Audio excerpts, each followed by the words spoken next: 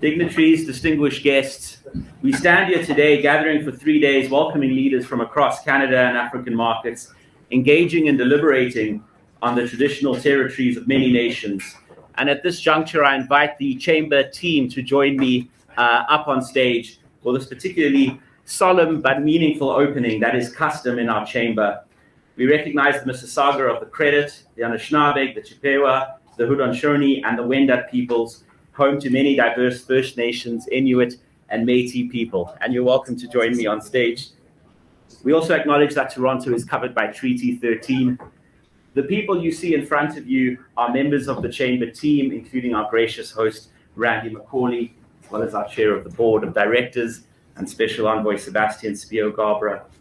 It is now my distinct privilege recognizing Chief Jerry Asp of the Toltan Nation and the Canada-Africa Chamber's Senior Advisory Board to invite the co-founder of the Global Indigenous Trust, Sonia Molodeki, to rise and open with the Sacred Land Acknowledgement on behalf of Chief Asp and the Global Indigenous Trust, who are one of our esteemed civil society members.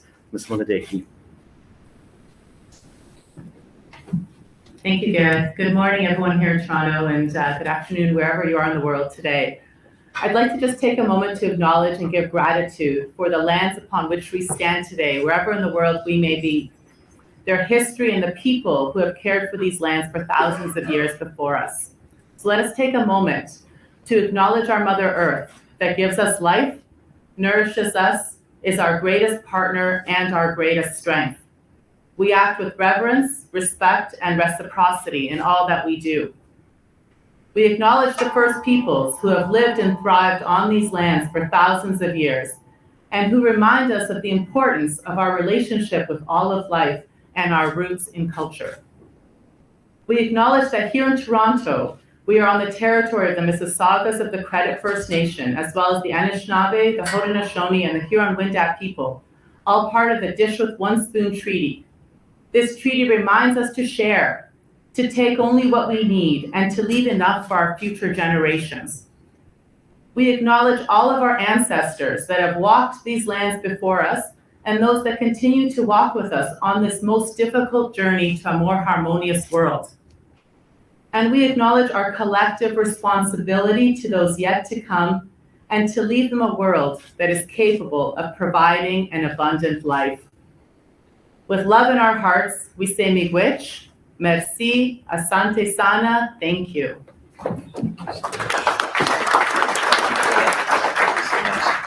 Great. Excellent, thank you. Well, thank you very much, Sonia, and our best wishes to Chief Jerry Asp, who joins us on Thursday, and for his leadership in this chamber as a member of our Senior Advisory Board. Honored dignitaries, speakers, esteemed guests, I wish to recognize this morning Prime Minister Trudeau of Canada with remarks from Ottawa momentarily. Represented with us in Toronto, Deputy Prime Minister and Minister of the Economy, Vital Kamerere Luake Guinea-Mkini, leader of the DRC delegation. Minister Mary Ng, the Honourable Minister of Small Business, Export Promotion and International Trade. Keynote speaker, Mr. Joe Lombard of Hatch, the sponsoring member of the Chamber with us for the opening session keynote address. Inspector General of Finance in the Cabinet of the DRC Presidency, Mr. Jules Alingete Key, welcome. Assistant Deputy Minister in Global Affairs Canada for Africa, Cheryl Urban, good morning. And of course, Your Excellencies of many countries, welcome on behalf of the Chamber. I wish to acknowledge our country members represented by ambassadors and high commissioners today, as well as those joining us in person. The Democratic Republic of the Congo, His Excellency Joska Kabonga Ngoe, with us in person. The Republic of Cote d'Ivoire, the Kingdom of Lesotho, the Republic of Kenya, the Kingdom of Morocco, the Republic of Namibia, the Federal Republic of Nigeria, the Republic of Rwanda, the Republic of Senegal, the United Republic of Tanzania, the Republic of Zimbabwe, and the presence of the South African High Commission as well. A very good morning to all of you, and thank you as country members for your active participation in the Chamber. And of course, to all present, but especially to those board directors, including our esteemed chair, the long-working, ever-present Paula Caldwell-St-Onge, to the Chamber's Senior Advisory Council members, our special envoy to the AFCTFA, Secretariat, Vice Presidents, Associates, Friends, and members. None of this happens without every single one of you here today in this room, but especially not without our sponsors. Every single one of our member sponsors not only enable our work, but they subsidize the general membership available to all, including scholarships for young people to attend, many of whom are with us here today, and as well as thousands who are unable to participate at no cost, over 2,000 online just for this program registered today. To those who make it happen, as reported widely in the press this morning, you were each named in the media. I think at least several hundred publications who carried the story we released this morning, but I'm going to repeat it if I may. Hatch, thank you, Mr. Joe Lombard. Our host today, Goodman's, Mr. Randy McCauley, partner in the firm. Thank you so much. Momentarily, you'll be introducing Prime Minister Trudeau. Mine Africa, our partner in this conference. If you didn't know Wayne Floriani already, I'm sure you each know him by now. Wayne is just at the back. 6, ARSB, Bramex, Cypher Environmental, EKMM, Osenko, Lambano, B2 Gold, Elephant Trade, Demeanor Advisors, SDF Consulting, as well as Ethiopian Airlines, Zikara Diamond, and Ivanhoe, MEC Capital, and Inter-Oriental Builders. Thank you very much for your support. Of course, while as a chamber we don't take government funding or receive subsidies of any kind, we're very proud to work with Global Affairs. Thank you, Assistant Deputy Minister. We remain committed to welcoming elected officials from across Canada and the continent as our esteemed guests, as we're doing today. And it is our absolute delight to say that we remain committed to offering membership open to all, including our high commissions and embassies who have so graciously taken advantage of the membership on offer. It is now my distinct pleasure to hand over to an individual who has been transformative in this chamber. Mr. Sebastian Spiogabra, who will introduce the chair of the board and offer opening remarks, is an individual who has built on the foundations laid by our past president, Bruce Shapiro, who served for over 2 decades. Mr. Gabra is head of the ACTVA Unit for Free Trade, our chamber's office in Accra, where he serves as special envoy to the African Union. And he is the former chair of the Chamber Board of Directors, which he led with distinction. Today, he manages and is global director and chief analyst for Demeanor Advisors, and is recognized as one of the world's leading frontier market analysts, including the top 30 list in Institutional Investor magazine. Sebastian helped establish the Africa Risk Research Practice, a leading global political risk consultancy firm, Eurasia Group, in New York, London, and Tokyo, and has served as the sovereign risk analyst on sub-Saharan Africa's 2 largest economies, Nigeria and South Africa. He also developed an index with Eurasia Group, utilized by Lehman Brothers, Deutsche Bank, and Citigroup. Since 2010, as global managing director of Demeanor, he's been advising board CEOs, and I believe en route here in the last 3 days, you were in Switzerland, you were in Poland, and you sit today in Toronto. Mr. Sebastian Spiogabra, the number of accolades you have and degrees, it sort of defies the alphabet, but I would like to recognize that in all of this, you've put your distinguished experience in law, public policy, and economics to use, serving as well as advisor to former UK Prime Minister Tony Blair's Commission on Africa. I invite you to rise as our special envoy, and together with the audience, I wish to offer you a sincere thank you for what you've done, transforming and building on the foundations laid at this chamber. Thank you.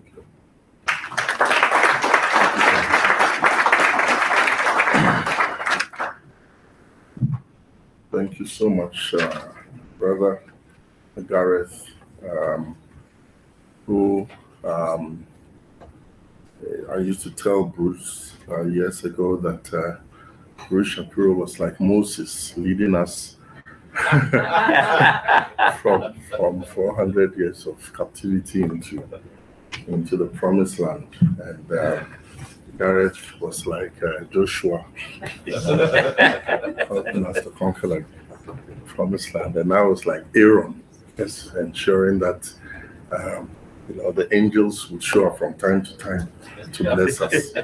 I think we meet at a very solemn moment in history. I think that there are a lot of people at the moment who are, and many of us, and I think all of us, are going through a lot of pain. There's war. There are wars that we don't even talk about, the ones in Armenia, Azerbaijan. There's obviously the very sad conflict and the horrendous attacks that we've seen in Israel. There are different issues in the Sahel. Most people have forgotten the girls who were kidnapped by Boko Haram years ago. Bring back the girls. What happened to those girls? We've sort of forgot about them.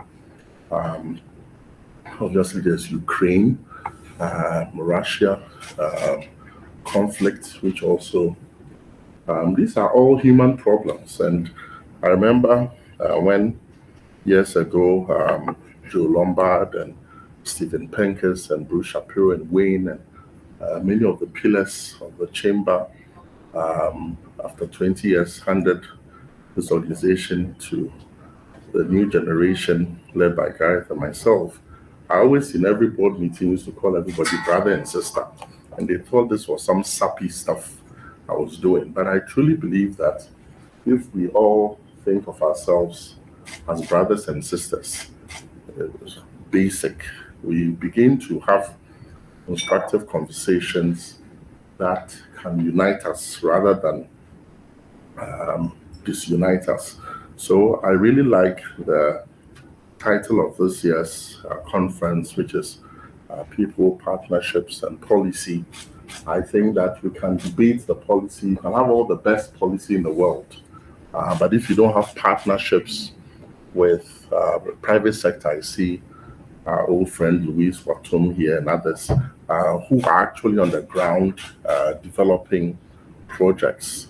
And then if we as people do not see each other as brothers and sisters, it's very hard for us to overcome many of the challenges.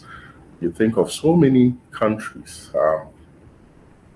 One that comes to mind, South Africa, great country that, and actually most people don't know, this chamber actually started as the Canada-South Africa Chamber of Business. The roots of this chamber are in South Africa and started in 94.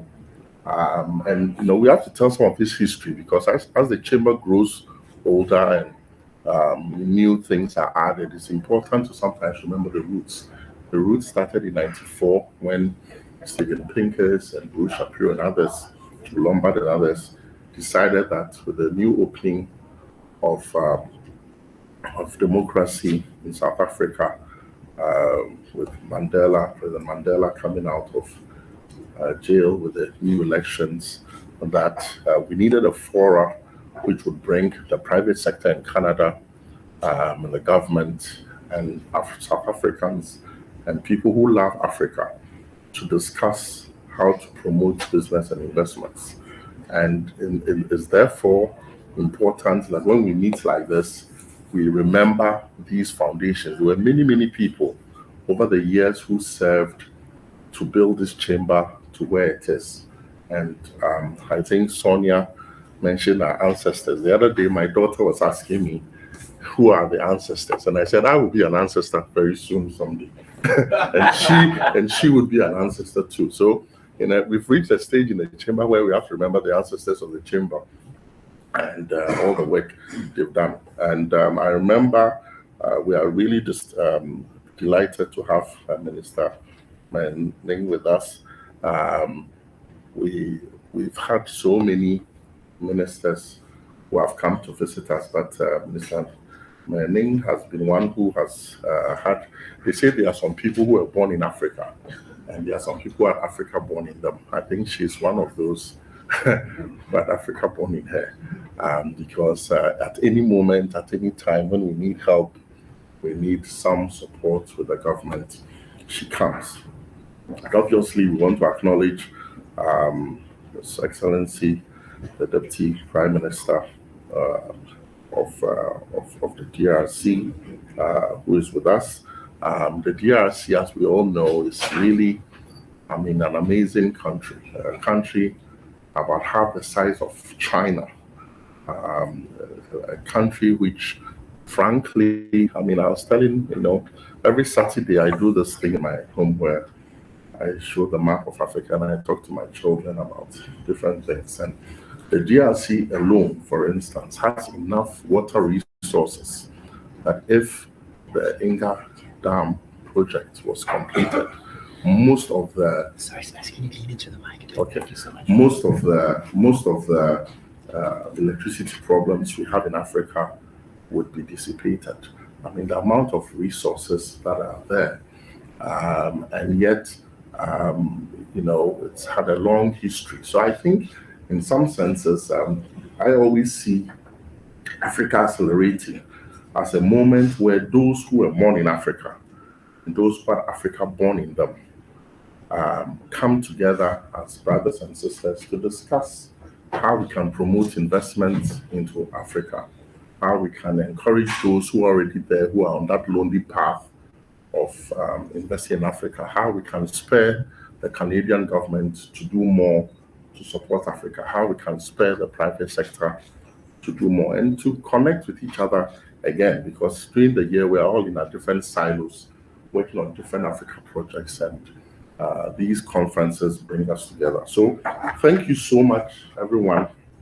I have the distinct pleasure of also introducing the current chair of the board, Her Excellency Ambassador Paula C-W, who for many years served with distinction and integrity in the government of Canada, rising to be the Director General of the Pan-African Bureau at Global Affairs Canada, which is the foreign ministry of Canada for those who are not aware of the taxonomy. She was at various moments a Senior Trade Commissioner, a Minister Council of Trade, Consul General, an Ambassador of Canada to Haiti, served in Mexico, in Brazil, in Texas, etc. And she serves also, more importantly, on the board of 3 different mining companies, some working in West Africa, some working in different parts of Africa. And indeed, she's really been a wonderful, wonderful big sister to all of us, helping to direct the chamber, helping to, help the chamber, the ambassadors in Ottawa. This is a voluntary organization, going and coming. This morning, I was with her and her husband, and they have a young grandchild they had to take care of. And the husband came with her yesterday and is flying back to Ottawa this morning. So whenever we see this gathering here, there are so many people who have played so much, paid a big price to gather us. So thank you so much, Ambassador Paula C-W. Pleasure is mine. Thank you.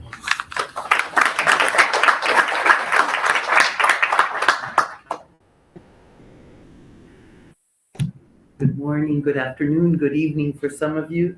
Now that Sebastian has told you all I'm a grandmother, I can now tell you I'm his big sister. So there you go. Mais bonjour and welcome, esteemed dignitaries and delegates, vos excellences dignitaires et délégués, all protocols observed. I believe Gareth ran through all of them, alors tous les protocoles observés. Welcome to the conference, Accelerating Canada-Africa Trade and Investment through People, Partnerships and Policies. Bienvenue à cette conférence, Accélérer le commerce et l'investissement Canada-Afrique par l'intermédiaire de personnes, partenariats et politiques. On the eve of our 30-year anniversary, I welcome every one of you. We've had over 125 people registered over our 3-day conference. It is a record in person, alors merci beaucoup. Mais même mieux, on a plus que 2000 enregistrés qui nous écoutent ailleurs dans le monde. Alors, bienvenue à tout le monde. I'm trying to make this more in French in order not to repeat some of the things puis mettre en français. Alors, je traduis à fur et à mesure. Ça, c'est notre programmation la plus large qu'on a eue sur les 3 jours, qui suit notre programmation à Johannesburg l'année passée. Following last year in Johannesburg, this is our largest 3-day program. And we continue, of course, to grow. You have all now met Sebastian, who is was very key, and it continues to be key to our chamber. and to growing it. And of course, he's also mentioned Bruce Shapiro. Alors, je vais dire en français ce que Sébastien a dit, notre président éméritus Bruce Shapiro. Il a dit que c'était comme le Moïse pour la Chambre. Alors, je pense qu'il a écarté les eaux pour nous, puis pour le chemin qu'on prend. À Hatch, surtout au monsieur Joe Lombard, qui vous allez entendre tantôt. Puis à Goodman's. Goodman's has been with us since the inception, with Stephen Pincus as the founding chair of the board in 1994. And currently he's our inaugural chair of our senior advisory board. And of course, Randy McCauley is our host today, and I'll present him soon. Our nearly 30-year history is a testament to all of your continued support. Alors, je vous remercie beaucoup que vous êtes toujours ici au rendez-vous avec nous. Minister Ng, representing Prime Minister Trudeau, and to the government of the DRC, led by His Excellency Vital Kamerhe, with your exceptional delegation, thank you for your engagement. Merci beaucoup de votre engagement et de la délégation très forte de votre pays. On est vraiment, vraiment content d'être ici avec vous et de vous aider à engager le Canada plus fortement avec votre pays. As we look to our programming next year on the continent, may we all gather in the DRC soon, given the interest and activity. Alors, on va travailler sur ça les 3 prochains jours. Merci beaucoup. On a aussi, bien sûr, des autres événements planifiés dans le continent en 2024. And we have other events planned in the continent in 2024. And those you will have to listen to the full 3 days to find out where they are. Et comme nous regardons notre programmation l'année prochaine, on est très, très content d'accueillir des nouveaux membres tout le temps.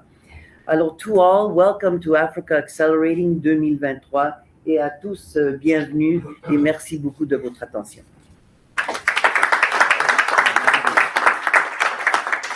Alors maintenant, I want to present Randy McCauley, who's a partner in a business law group here at Goodman's.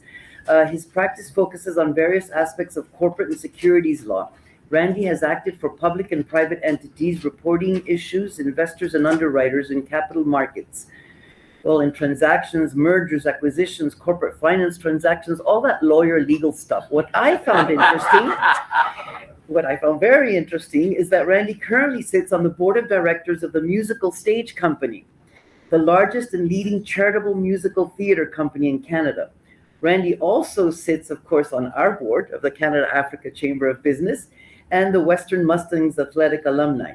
He enjoys a career as a musician, and he performs with a Juno-nominated vocal quartet, the Macaulay Boys. I don't know if we'll get to hear a bit of music. Maybe the evening entertainment. So you guys will have to join us for that. But Randy's also a top-tier athlete in football and track and field.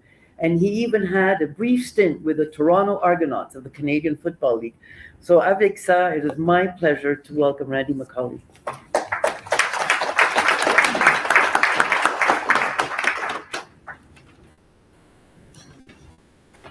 Thank you very much and welcome. Justin Trudeau, born December 25th, 1971, is Canada's 23rd Prime Minister and the proud father of Xavier, Ella Grace, and Adrian. His vision of Canada is a country where everyone has a real and fair chance to succeed. His experience as a teacher, father, leader, and advocate for youth has shaped his dedication to Canadians. The oldest of 3 boys, Justin grew up proud influence of his father, Pierre Elliott Trudeau, and his mother, Margaret Trudeau. He graduated from McGill University with a Bachelor of Arts in 1994. He went on to complete the University of British Columbia's education program and spent several years teaching in Vancouver. Justin entered politics to make change that would better serve all Canadians. As Prime Minister, Trudeau's team is focused on fighting climate change, creating good middle-class jobs, making life more affordable, keeping Canada's communities safe, and moving forward on reconciliation with Indigenous peoples.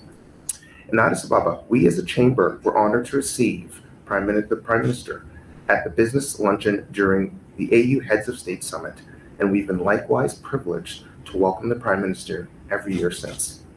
Esteemed dignitaries and delegates, to formally welcome all to Africa Accelerating 2023, Prime Minister Justin Trudeau.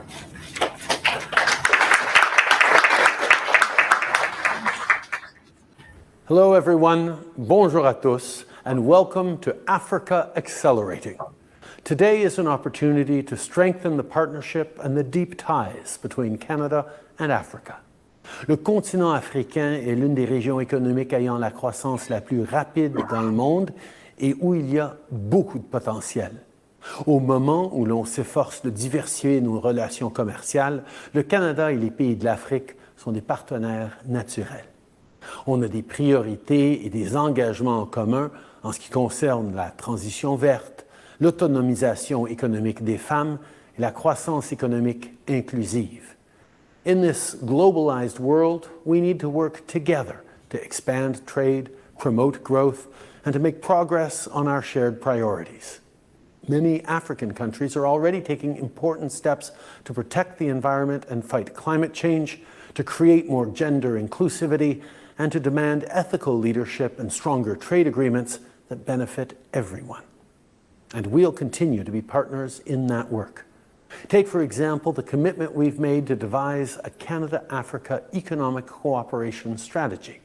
This will enhance our commercial and economic cooperation while diversifying trade, investment, and innovation.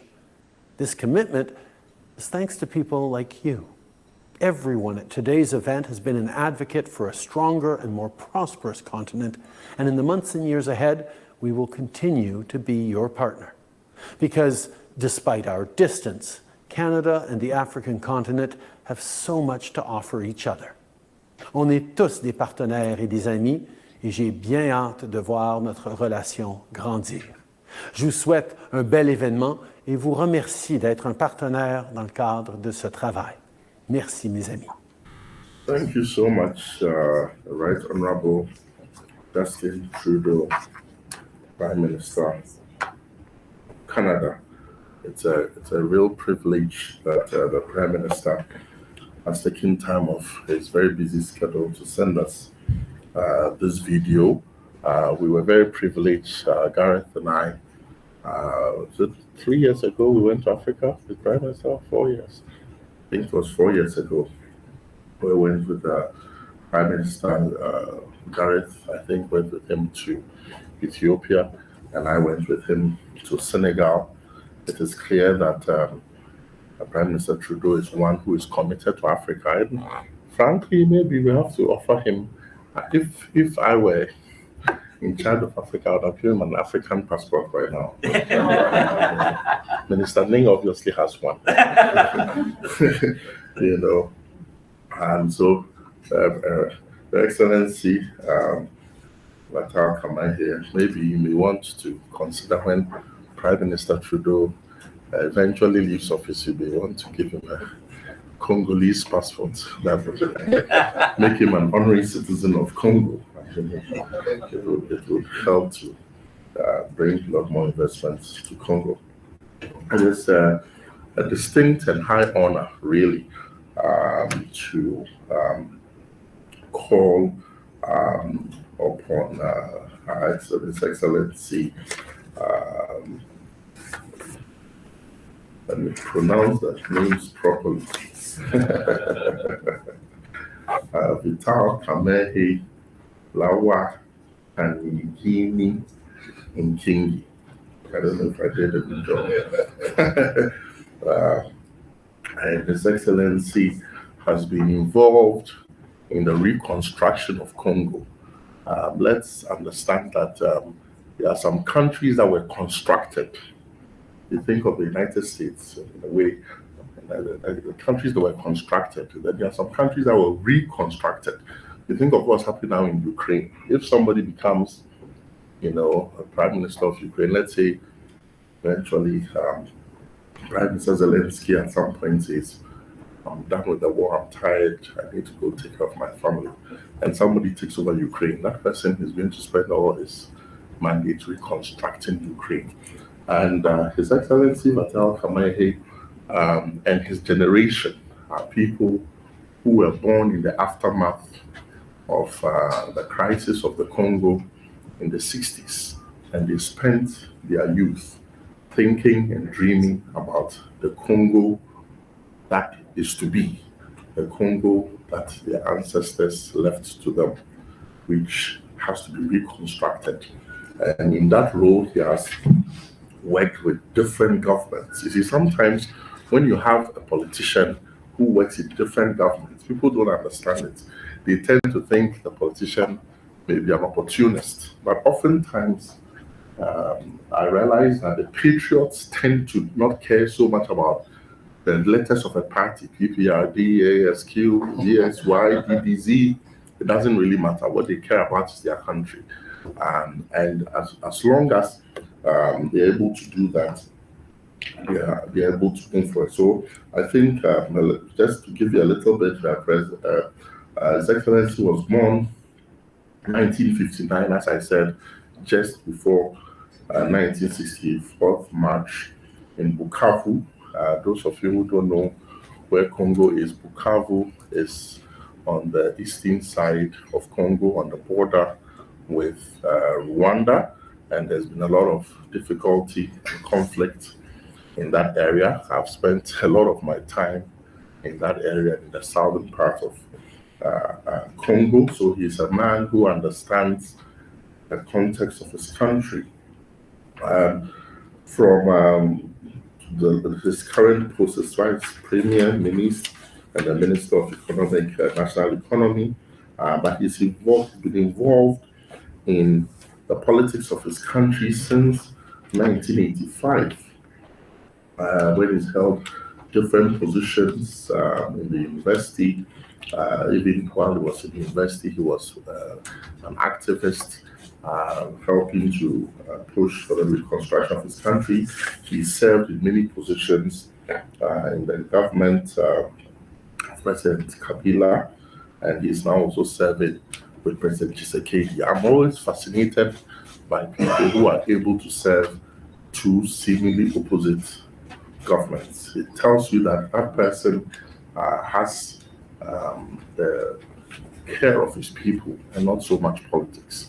So it's really a high honor for all of us who are younger Africans to see and to hear from someone who, from his youth, has been seeking to reconstruct that great country called the Democratic Republic of Congo. We'll be calling our brother Jacques Ntumbi, who I've recommended to be the next Prime Minister of Gabon, to do the translation for His Excellency. Your Excellency, we look forward to listening to your remarks, and thank you so much for gracing us with your case. If you don't mind us just rising to listen to His Excellency. Thank you. Jack.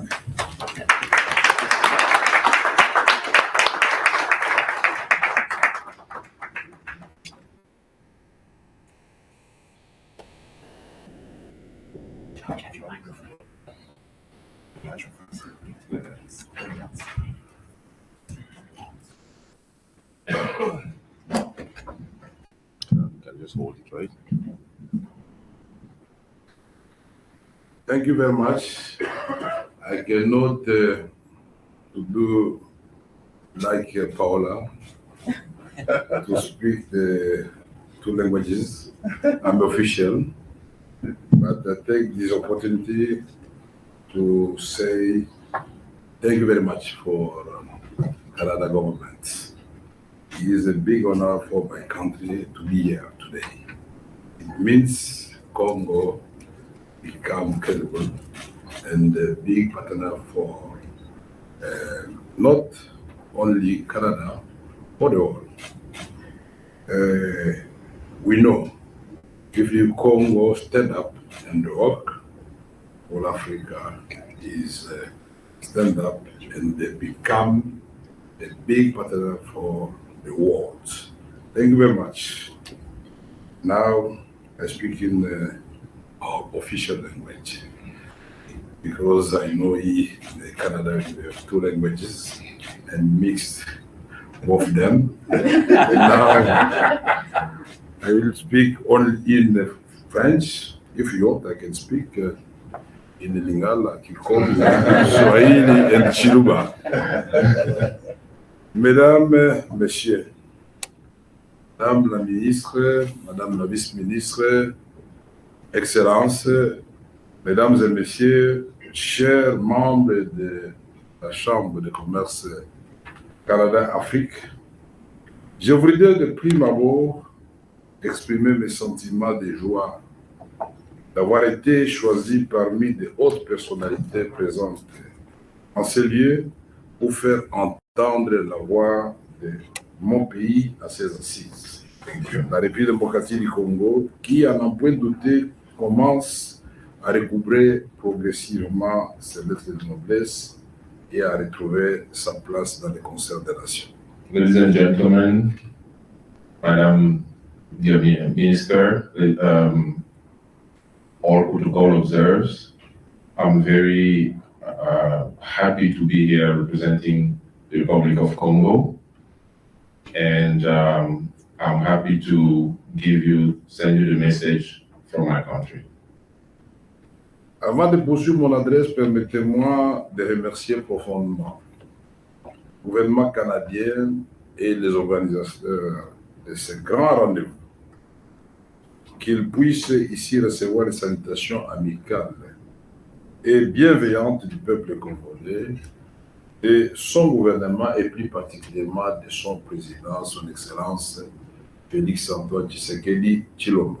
Before I proceed, I would like to thank the government of Canada and to reaffirm that the government of Congo is very proud to be here today, and giving you the special thanks from our President, His Excellency, Mr. Félix Tshisekedi. En répondant à cette rencontre de la Chambre du commerce Canada-Afrique, avec un thème évocateur, accélérer le commerce et l'investissement entre le Canada et l'Afrique, la délégation congolaise espère vivement qu'ensemble avec les acteurs clés du succès du secteur privé, Canada, Afrique, en matière de commerce et d'investissement bilatéraux, dans les multiples marchés et industries, les conclusions de la présente réunion augureront une nouvelle ère de partenariat par toutes les parties entre cette période post-Covid est marquée aussi par la guerre en Ukraine. With the hope that this event today, so I'm just letting you know, I'm summarizing the speech, so it's not exactly what it is, but I'm trying to do justice to what His Excellency is saying. So the hope is that this event today will boost the bilaterals between the two countries, with the understanding that the world is going through very difficult times, mentioning the crisis in Congo and after COVID-19.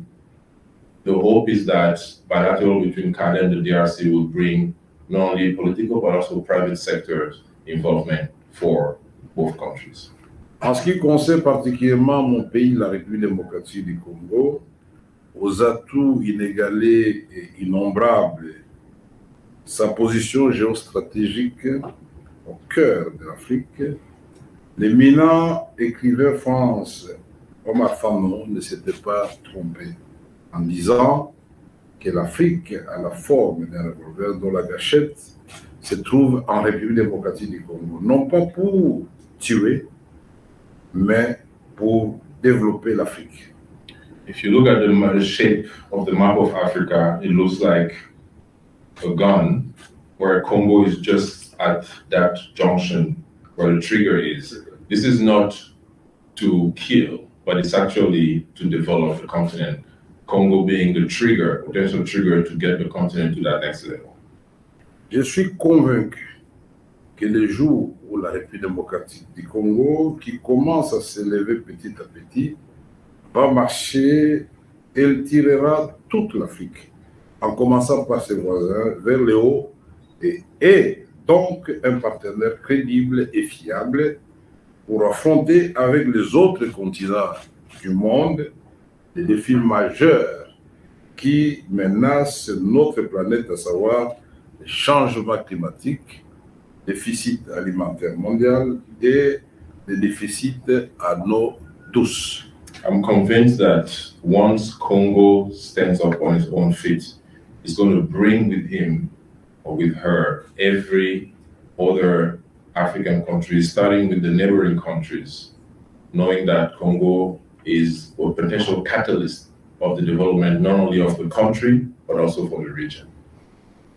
L'Afrique que le président Tshisekedi souhaite et rêve est celle qui soit consciente qu'elle a beaucoup à donner au monde pour sauver l'humanité. Mais pour cela, il faut avant tout que l'Afrique aime l'Afrique. L'Afrique échange avec l'Afrique.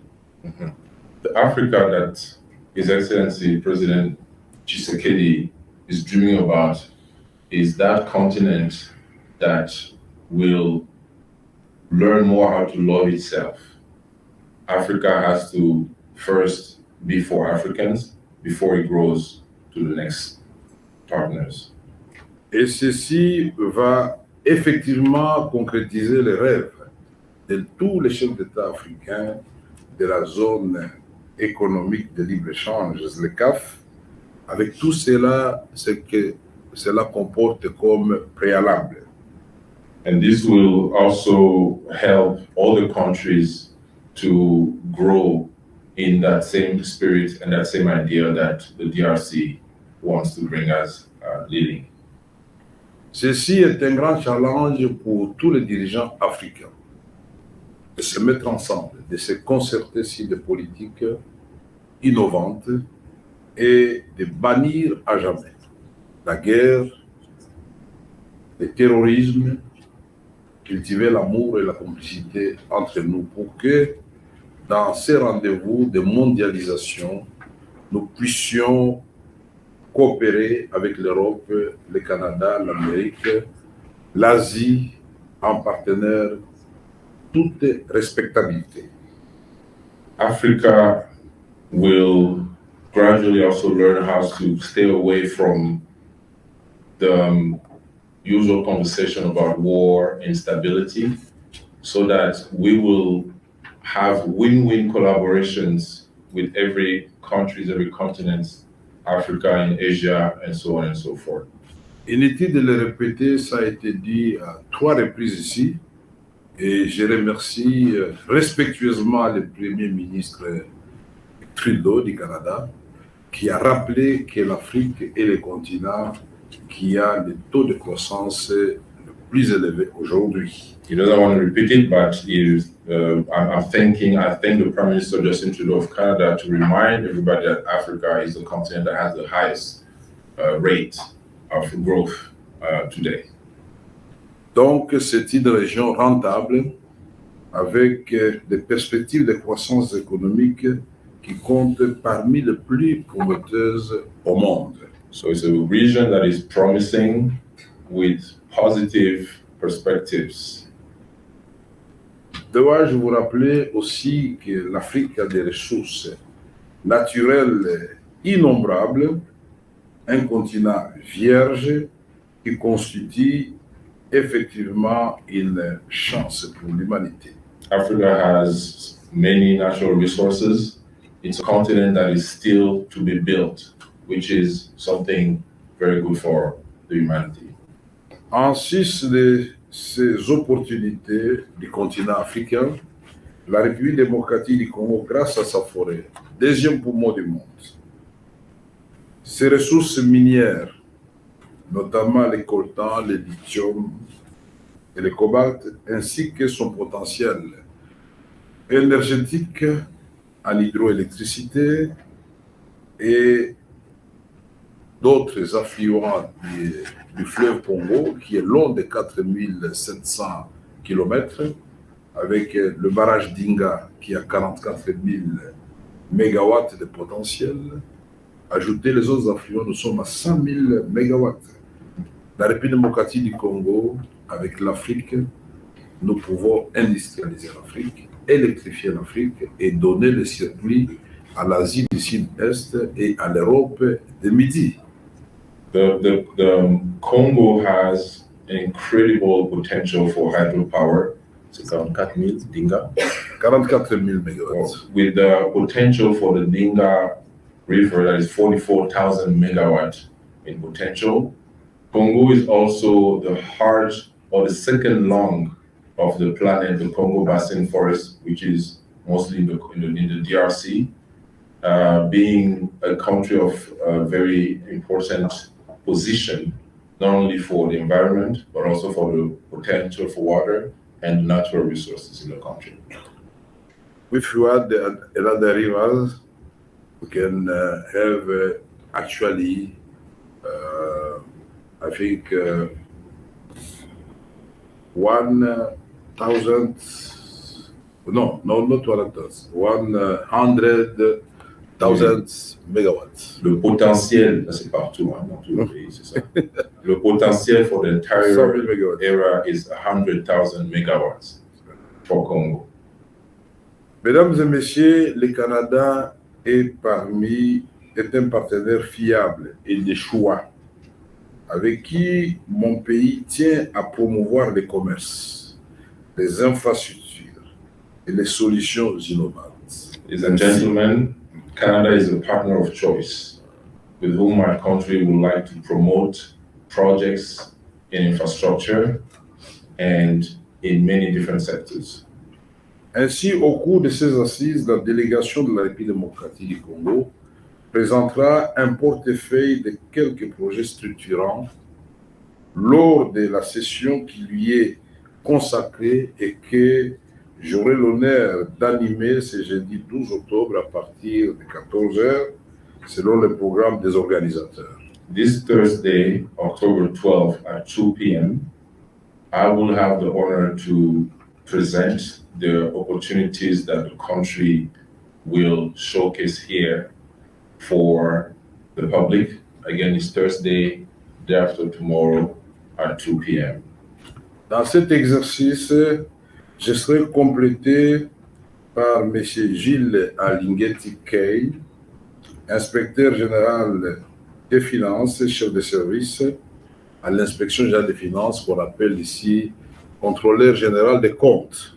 So in this exercise, I will be accompanied by the finance inspector who will be on my side to present those opportunities. Cette institution, l'inspection générale des finances, a été renforcée par le président de la République pour amener la bonne gouvernance à tous les niveaux et endiguer ainsi la corruption et la fraude, de ce que l'inspecteur général, chef de service, fait avec brio. Je tiens à le féliciter sincèrement. On va applaudir. This new institution has been put together by the president of the DRC to alleviate anything corruption or to showcase good governance for the country. So that's why I will be presenting these opportunities with the presence of the Inspector General. Je ne vais pas être très long aujourd'hui parce que vendredi, j'aurai le temps de vous décrire toutes les opportunités fabuleuses qu'offre la République démocratique du Congo. J'aurai l'occasion de vous montrer que l'impossible n'est pas dans la bouche ni dans la tête du président Félix Tshisekedi. Et vous verrez que tous les paramètres macroéconomiques vitaux sont en progression. So the word impossible is not in President Tshisekedi's vocabulary. I'm not going to be very long today. I'll save the time for the next day to present all the opportunities that our fabulous country, the DRC, has. J'encourage en même temps la Chambre de commerce Canada-Afrique à informer les entreprises canadiennes des atouts de la République démocratique du Congo. Et pour notre part, nous faciliterons leurs formalités administratives à travers les textes légaux décidés par le président de la République et différents instruments mis en place qui sont en train d'être finalisés, des guichets uniques et d'autres instruments que l'inspecteur général des finances vous présentera le vendredi pour rendre notre pays, pour rendre notre pays véritablement attrayant en matière de doing business. I encourage the Canada Africa Chamber of Business to continue to create those relationships, the bilateral, to present the opportunities in the DRC. There is a one-stop shop, also potential that can be presented, and this is to continue to show how the DRC is moving in the right direction. Mais je ne peux pas terminer cette adresse sans souligner ou mettre en exergue l'importance que le président de la République accorde au secteur privé. Et c'est pour cela qu'en plus du travail qui est bien fait par le ministère du Commerce extérieur, il a créé tout un ministère dédié à l'entrepreneuriat, petite et moyenne entreprise, avec comme instrument l'ARSP, c'est-à-dire l'autorité de régulation de la sous-traitance. So the President, His Excellency President Tshisekedi, has put a special emphasis on the private sector. That's why he created special organization parastatals in the country to actually encourage entrepreneurship. And this is something that I don't want to finish this speech without emphasizing on that. Bref, pour le président Félix Antoine Tshisekedi Tshilombo, nous avons raté le rendez-vous au moment de l'indépendance en 1960, aveuglés par les réserves que nous avions en or, en cuivre, en diamant, en produits comme le café, le cacao, l'huile de palme. Nous n'avons pas créé notre propre modèle d'accumulation du capital. For His Excellency, our President, Mr. Tshisekedi, we missed an opportunity after the independence in the 60s. We relied on the reserves, the gold and copper and so on and so forth, but we did not create an accumulation of wealth for our country.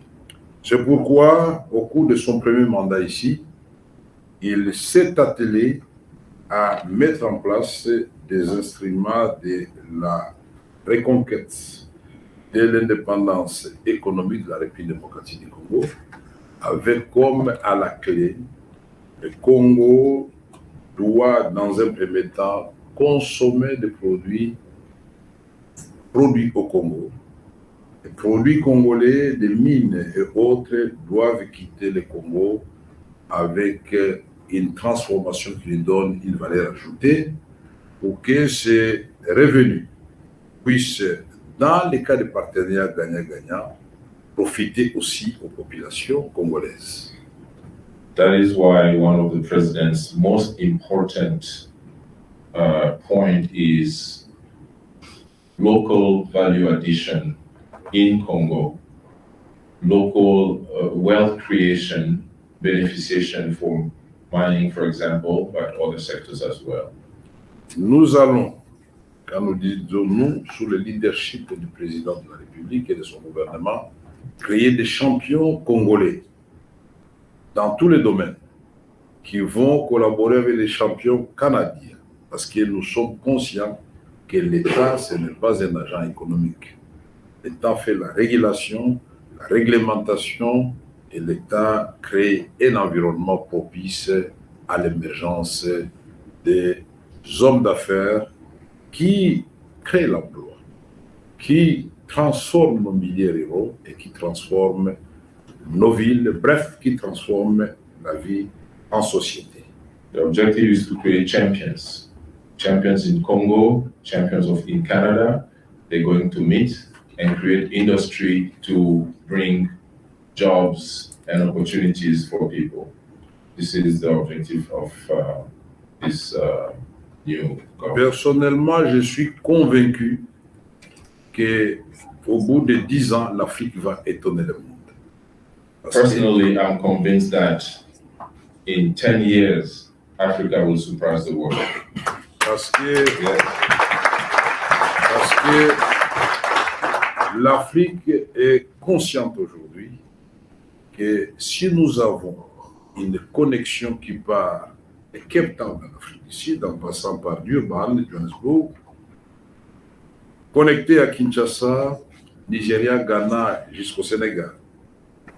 Et nous partions du Sénégal, en passant tout par la République démocratique du Congo, jusqu'au port de Mombasa, cette Afrique-là, c'est une Afrique qui va évoluer de façon égalitaire et nous aurons finalement le développement intégral et nous pourrons, à notre tour, recevoir les Canadiens chez nous, vont se sentir à l'aise pour travailler, les Européens, les Asiatiques et les Américains. Nous ne voulons pas être là seulement en train de demander.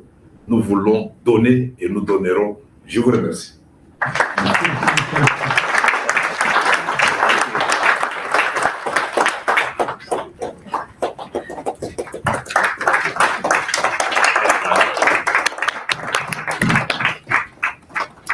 Thank you very much, Deputy Prime Minister Vital Kamerhe Loake Guinea Mkini, also Minister of the Economy. An absolute pleasure to have had the remarks that you've delivered.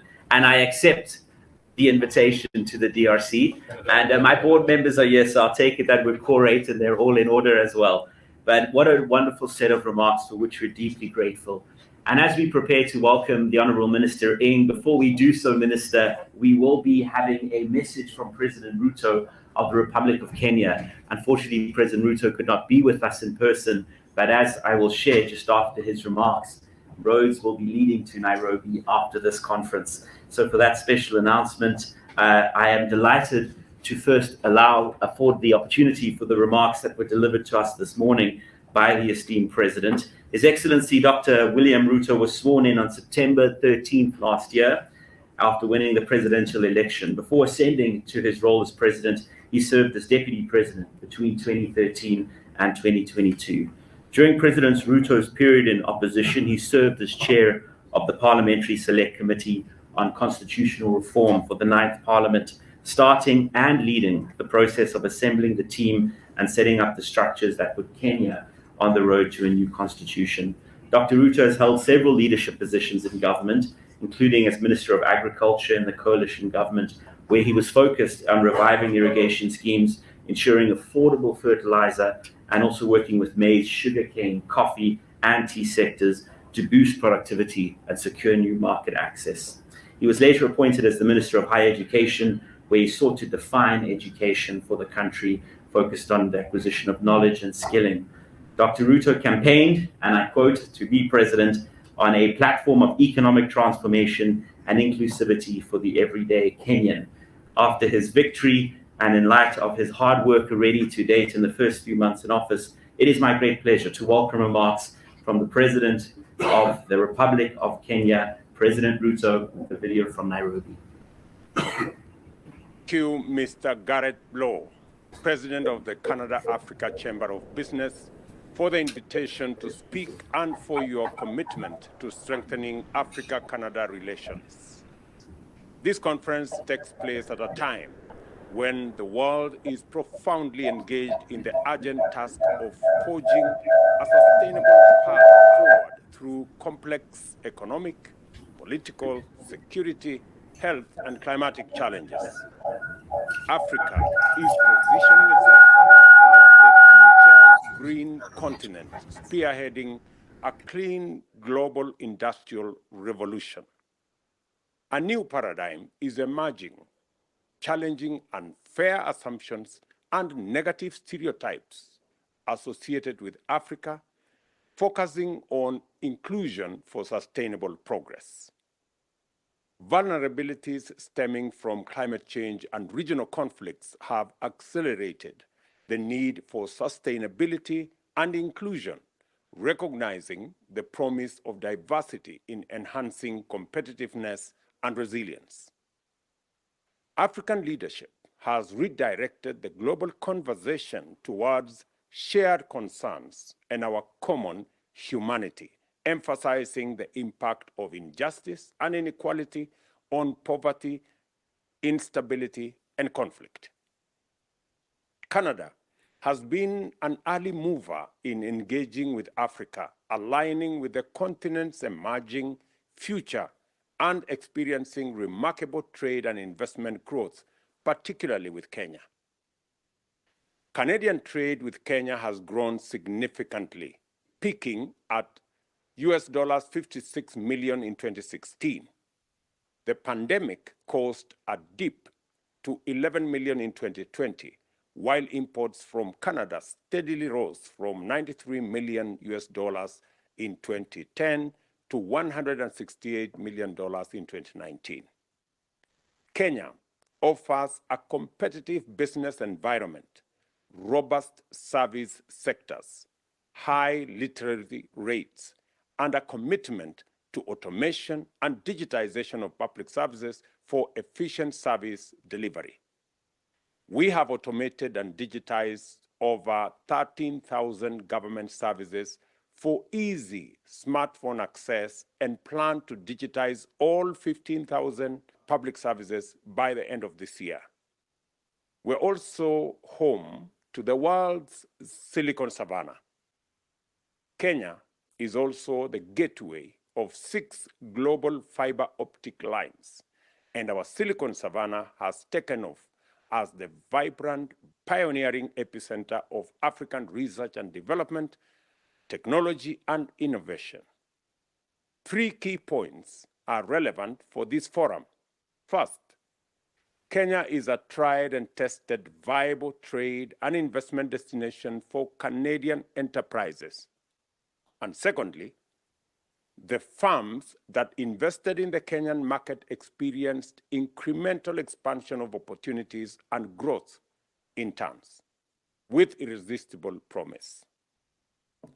Kenya's policy measures have improved its competitiveness, making it the 3rd best investment destination in Africa, inviting investors to leverage incentives to drive economic growth. We are the gateway to significant markets and actively participate in the Africa Continental Free Trade Area, offering substantial investment opportunities. Our strategic location makes us the gateway to the East African community, a market of 485 million, the common market for East and Southern Africa with a population of 560 million and a GDP of $770 billion. And of course, to the Africa Continental Free Trade Area, the world's largest single market of 1.4 billion people across 54 countries with a GDP of $7 trillion. Africa possesses vast reserves of mineral wealth, renewable energy potential, and abundant arable land, making it the last frontier of sustainable transformative promise. The opportunities within Africa's untapped potential are underestimated, and it's time for local and international investment to tap into them. The Canada-Africa Chamber of Business has been devoted to Africa's promise since 1994, aligning well with the theme of this Africa Accelerated Conference. The Chamber's dedication demonstrates an understanding of the dynamics driving future global transformation through investment and opportunities in Africa. I invite you to initiate partnerships throughout Africa as immense opportunities await you on our continent. Welcome to Kenya and Africa, a land abounding with promise. Thank you, and God bless you. It is my distinct pleasure to invite the High Commissioner of the Republic of Kenya, Your Excellency Immaculate Wambua, just to rise. I want to recognize you because our relationship with Kenya has been defined by the first moment you stepped into Ottawa. Thank you so much. And to every other High Commissioner present here and those still en route. And in light of the President's remarks, I'm very proud to announce, and Paula did mention it, stay here for 3 days of announcements from the 19th to the 20th of February in response to the invitation from President Ruto, underwritten by Hatch. We will be in Nairobi for the 2nd Canada-Africa Business Conference. And I want to also thank Bramex, who initiated a delegation inbound to Canada. We have Kenyan delegates here, the official Bramex delegation. this is indeed a dynamic and incredible relationship. Well, of course, we noted at the start that nothing happens at the Chamber without those who say, we're going to buy your vision, we're going to back you, and we're going to stand with you. And Mr. Joe Lombard, who I'm about to introduce as head of metals at Hatch, has done that from day one. Joe is one of the world's foremost authorities on the design and construction of aluminum smelters, and he brings more than 30 years of experience in the development and expansion of metallurgical facilities in Europe and North America and in South Africa.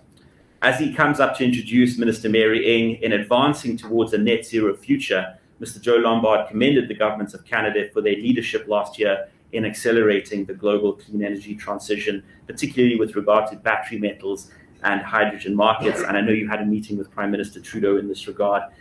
As global board member and managing director for metals, Joe is responsible for everything that goes into project planning and delivering some of the world's foremost facilities.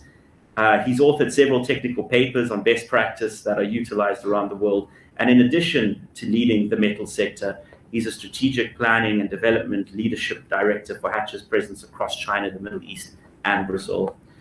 He was previously president and CEO of the largest aluminium smelter in the Americas, and also was responsible for the delivery of a $1.5 billion facility in Quebec. He's a graduate of the University of Pretoria, where he earned his engineering degree, and as well as BCom honors from the University of South Africa. Outside of work, Joe enjoys the following. He's an avid scuba diver, a passionate photographer, and of course, a senior advisor to the Canada-Africa Chamber of Business. Mr. Lombard, the floor is yours for the introduction of our minister.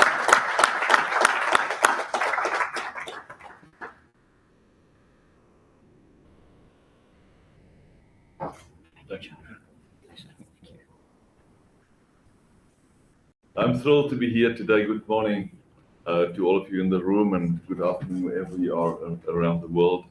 It's my distinct pleasure to introduce the Honorable Mary Ng to come and talk to us.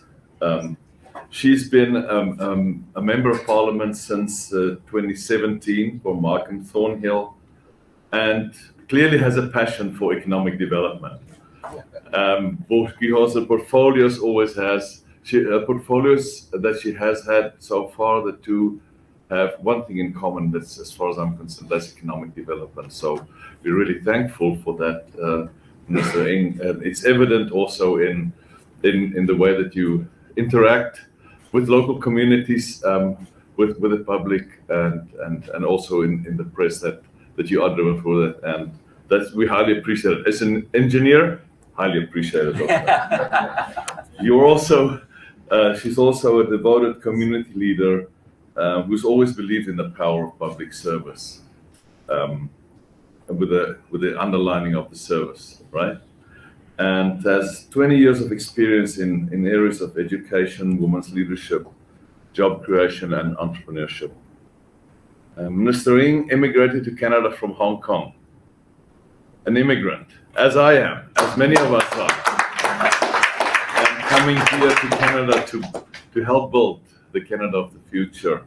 It's fantastic, and thank you very much for doing that, bringing with you your learnings that you have accumulated around the struggle and eventual success that you are experiencing now, for many, as a clear example to many immigrants in Canada.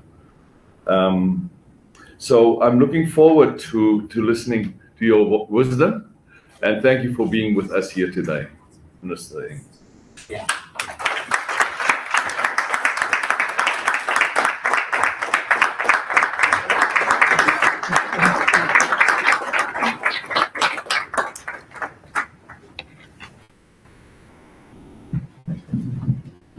Well, thank you so very much for that introduction, Joe.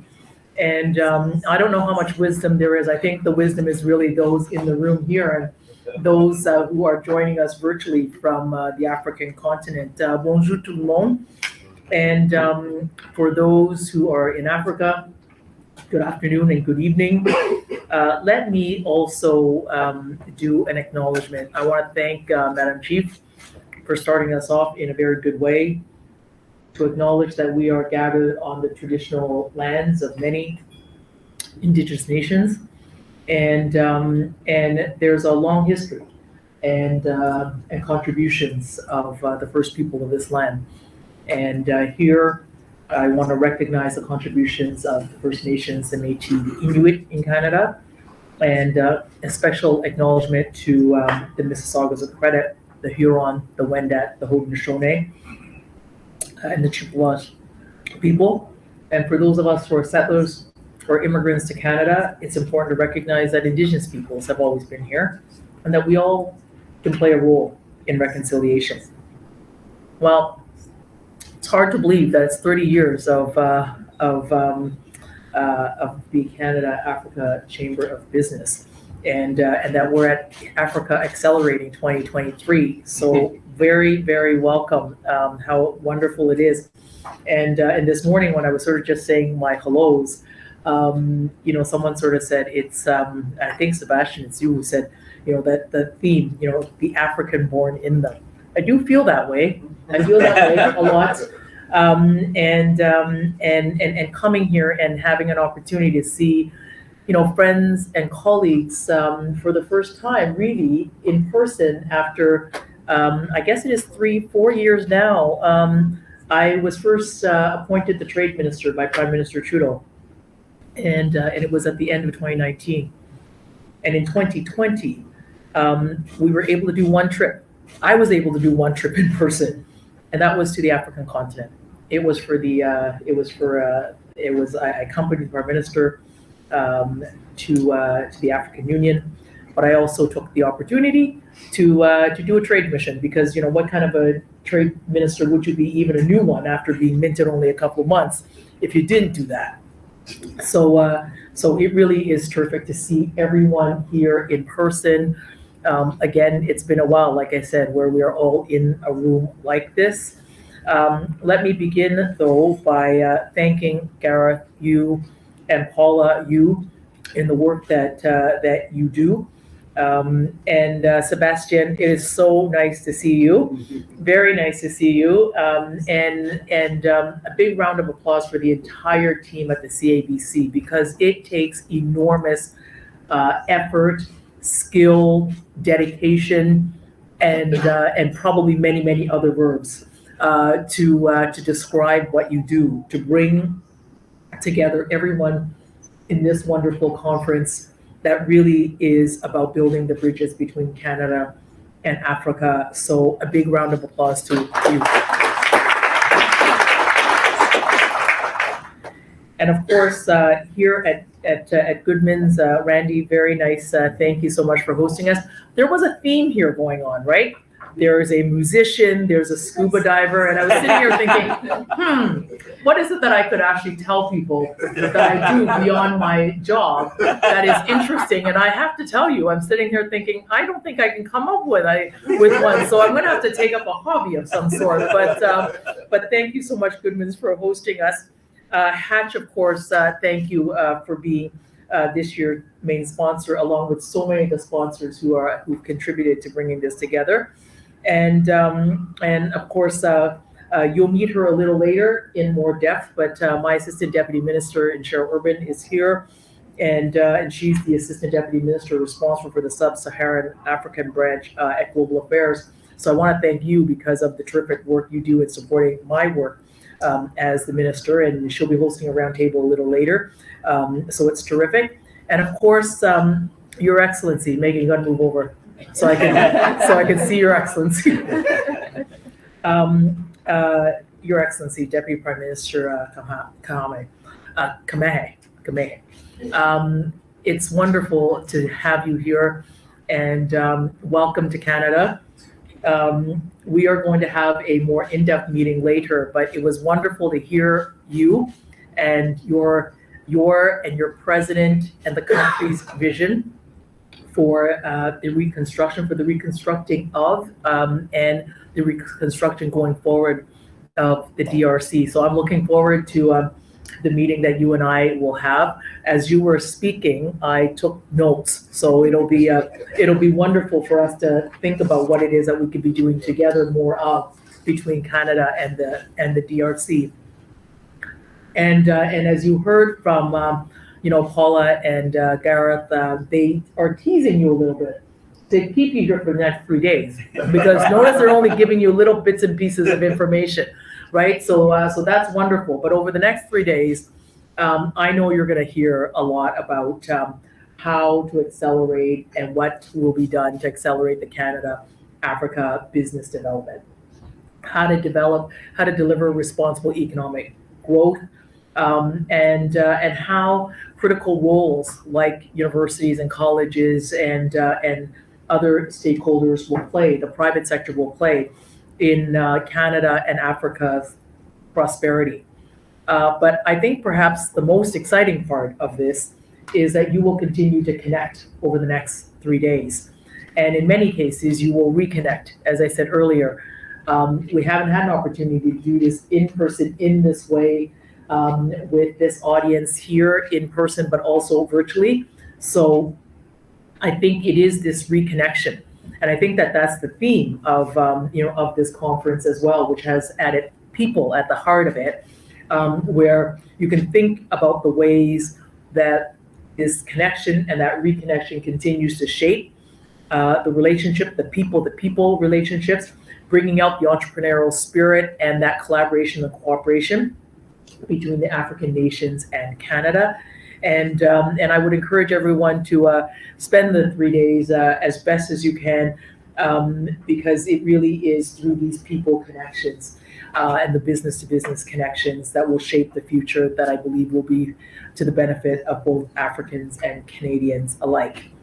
Pour commencer, permettez-moi de vous préciser quelque chose. Pour le gouvernement du Canada, la prospérité de l'Afrique est très importante. In fact, Prime Minister Trudeau has made it one of my priorities to develop a strategy on economic cooperation across Africa, which is one of the fastest growing economic regions in the world. I don't need to tell you that. You had fabulous people who were already on stage, including the president of Kenya, and of course the deputy prime minister who is here, and countless others in this room who can talk about the benefits of the growth in Africa. We know that there is vast economic potential that exists. There's a young and tech-savvy population that is driving this economic transformation. It's a transformation that's also fueled by digitization, by innovation, by research in many, many key sectors.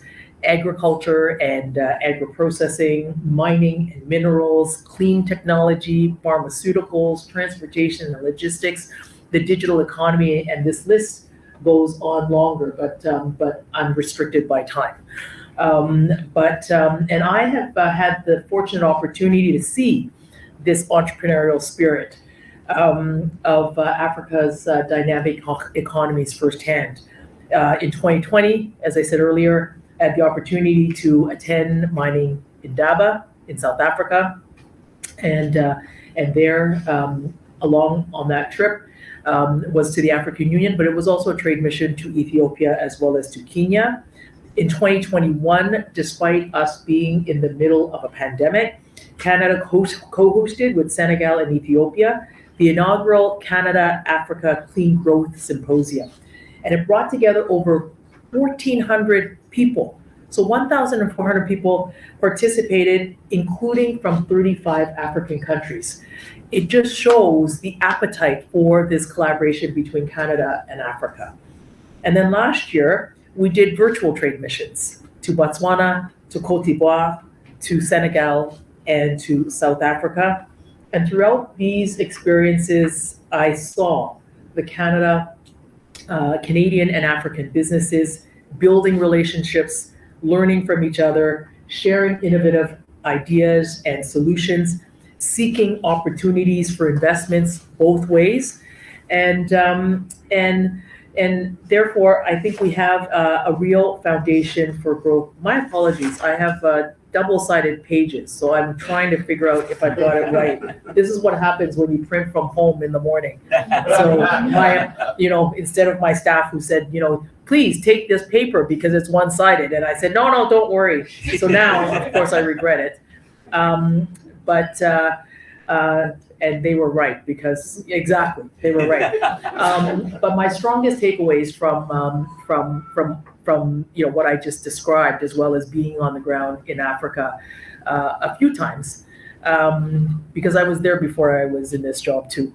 But my strong takeaways is this concept, which I learned somewhere along the way from the African people, and it's a concept of Ubuntu, which means humanity. And I think we're all here, and others spoke about it because I think it is about what we all do and what we are all able to do together, that is in the spirit of warmth and of humanity. And I think that is a true feeling today because of all of us, and we wouldn't be able to do it without the people and without the humanity and without all of us wishing to do this. And the wishing to do it is building this, deepening this relationship between Canada and Africa. Car les activités comme celle-ci se fondent sur le travail formidable que le Canada et l'Afrique ont déjà accompli ensemble pour renforcer leur coopération économique. It's events like this that build on the terrific work between Canada and Africa, what we've done together to continue to deepen our economic cooperation.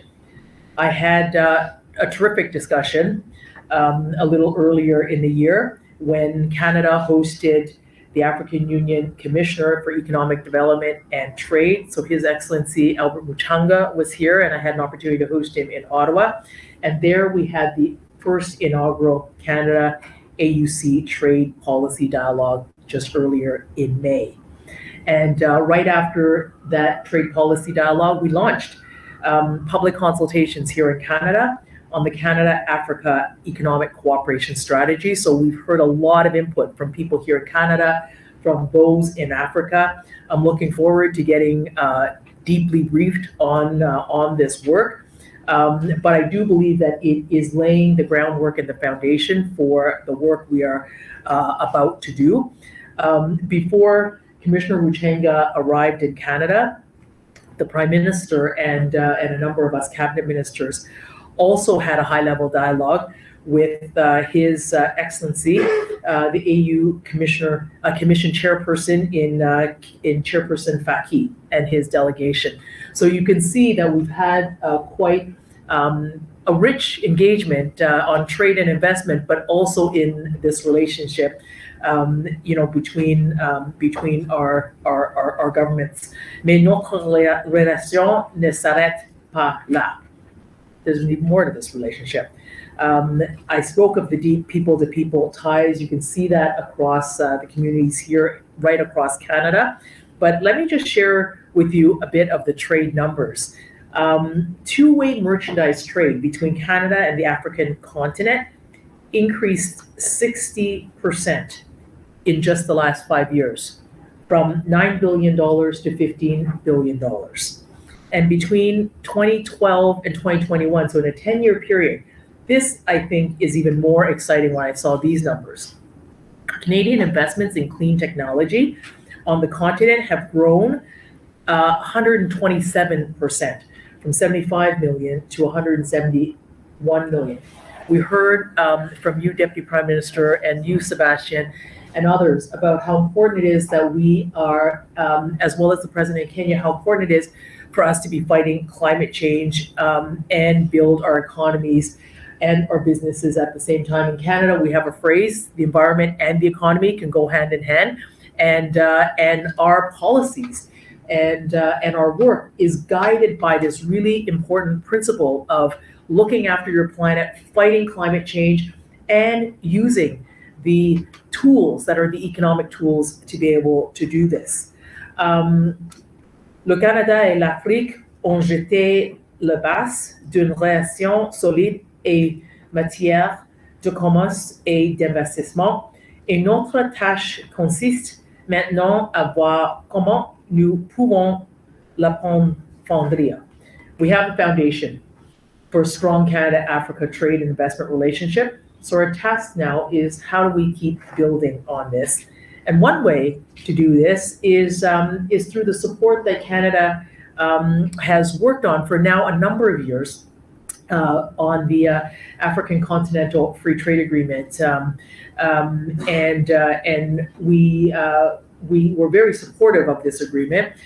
It's a system that will promote more open trade and create benefits for businesses, not only for African businesses, but indeed for Canadian businesses who will find more stability to create partnerships and promote that economic development in Africa. In recent years, you heard the stats that I just shared about clean growth. But when I heard the Deputy Prime Minister talk about hydroelectricity or minerals or the resources that you have in the DRC, I mean, much of what you said, you could actually replace that with Canada, because Canada too has an abundance of resources. We too are a hydroelectric powerhouse. We have developed technologies and capabilities. So I think that there are synergies. There are synergies that I heard you speak of, which no doubt we'll have a chance to speak about a little further. But it does very much speak to how in industries large and small, that we can really fight climate change and build our respective economies. I see the opportunity for the expansion of Canadian companies to offer innovative solutions right across the spectrum and right across the African continent.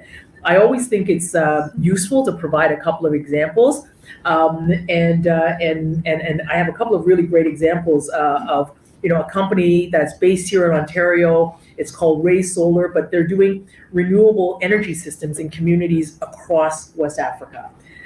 There's another company here in Toronto called M1, and they are specialized in smart electricity infrastructure, and they've electrified 49 health and education centers in Nigeria using solar-powered microgrids.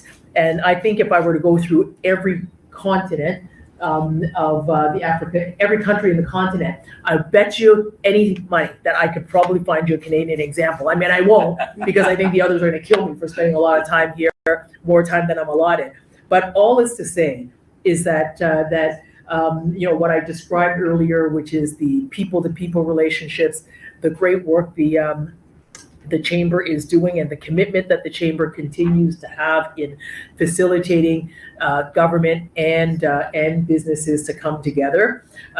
Our work in Canada's contribution in the development of the AFC FTA.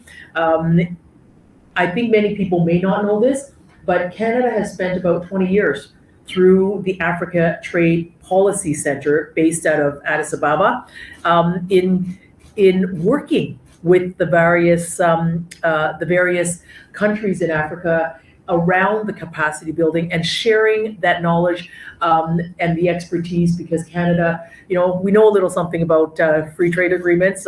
We do a lot of them. I do a lot of them, and Canada does a lot of them. But I think it's important to contribute where we are able, and we're very pleased to have contributed to this work. We've also done work that supports women and girls, and particularly women entrepreneurs, a passion of mine, because our view here in Canada, and I think it's a shared view, when you include everyone in your economy, including women, Indigenous peoples, racialized entrepreneurs, new immigrant entrepreneurs, micro, small, and medium sizes, then your economy works for everyone. So we spend a lot of time doing that here. But I think the promise here, which is something that Minister Hussein, who is the Minister of International Development, he's also an Ethiopian Canadian. But one of the things that he and I work on is what we call the development to trade nexus. It's about how do we work together in such a way to maximize the trade and development nexus, because it is what we can contribute around capacity and in the area of development that then becomes the road to greater facilitation of trade. And it is really about inclusive trade. You see in Canada's trade agreements how we have architectured those very strong provisions in our trade agreements, whether it is protections for labor, protections on the environment, inclusive elements that encourage and that put into our agreements opportunities for small and medium-sized businesses, for women entrepreneurs, because, and I think everyone will agree, when everyone succeeds, we all succeed. So during this year's Africa Accelerate conference, let's build that next, another critical layer. I mean, every time you do this, we keep building the building blocks of this foundation that will deepen the relationship between Africa, the countries in Africa, and Canada, and I think this partnership is reaffirmed by our shared commitment to a strong and prosperous Africa, which will lead to a brighter future for all of us. Parce qu'ensemble nous sommes plus forts, because we're in this together, and isn't that the essence of Ubuntu? So, merci beaucoup. Miigwech, thank you so much.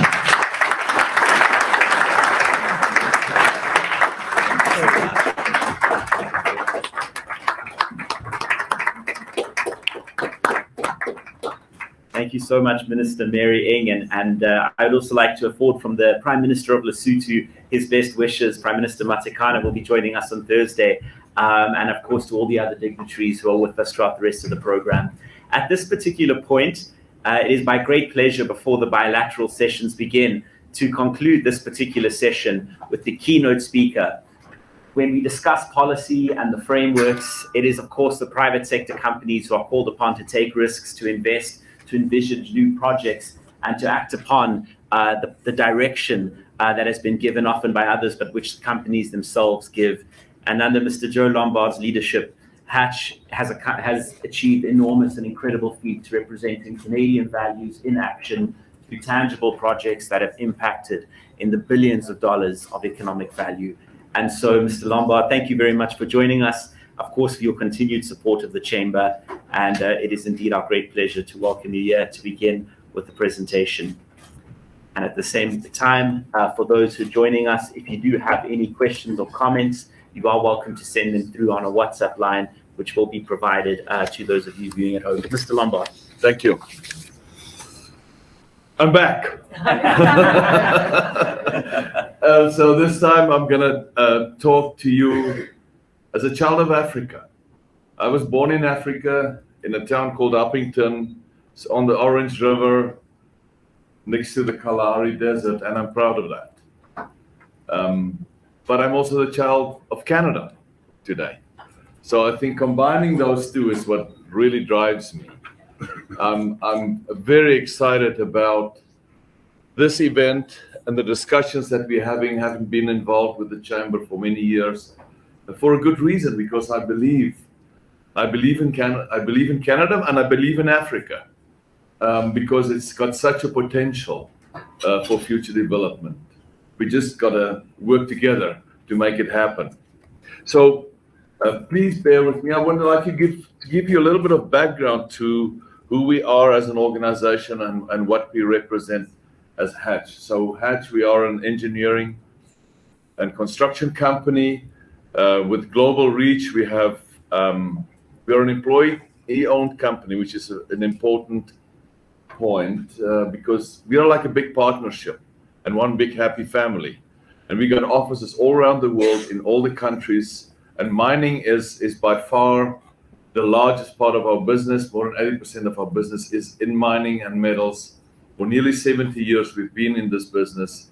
We have offices all around the world, in Canada, coast to coast, in the US, in South America, multiple countries in South America, in Australia, and China, in Europe, and in Africa. I will talk a bit about our presence there a little bit later through the presentation, but just that we have, we also act as a global organization.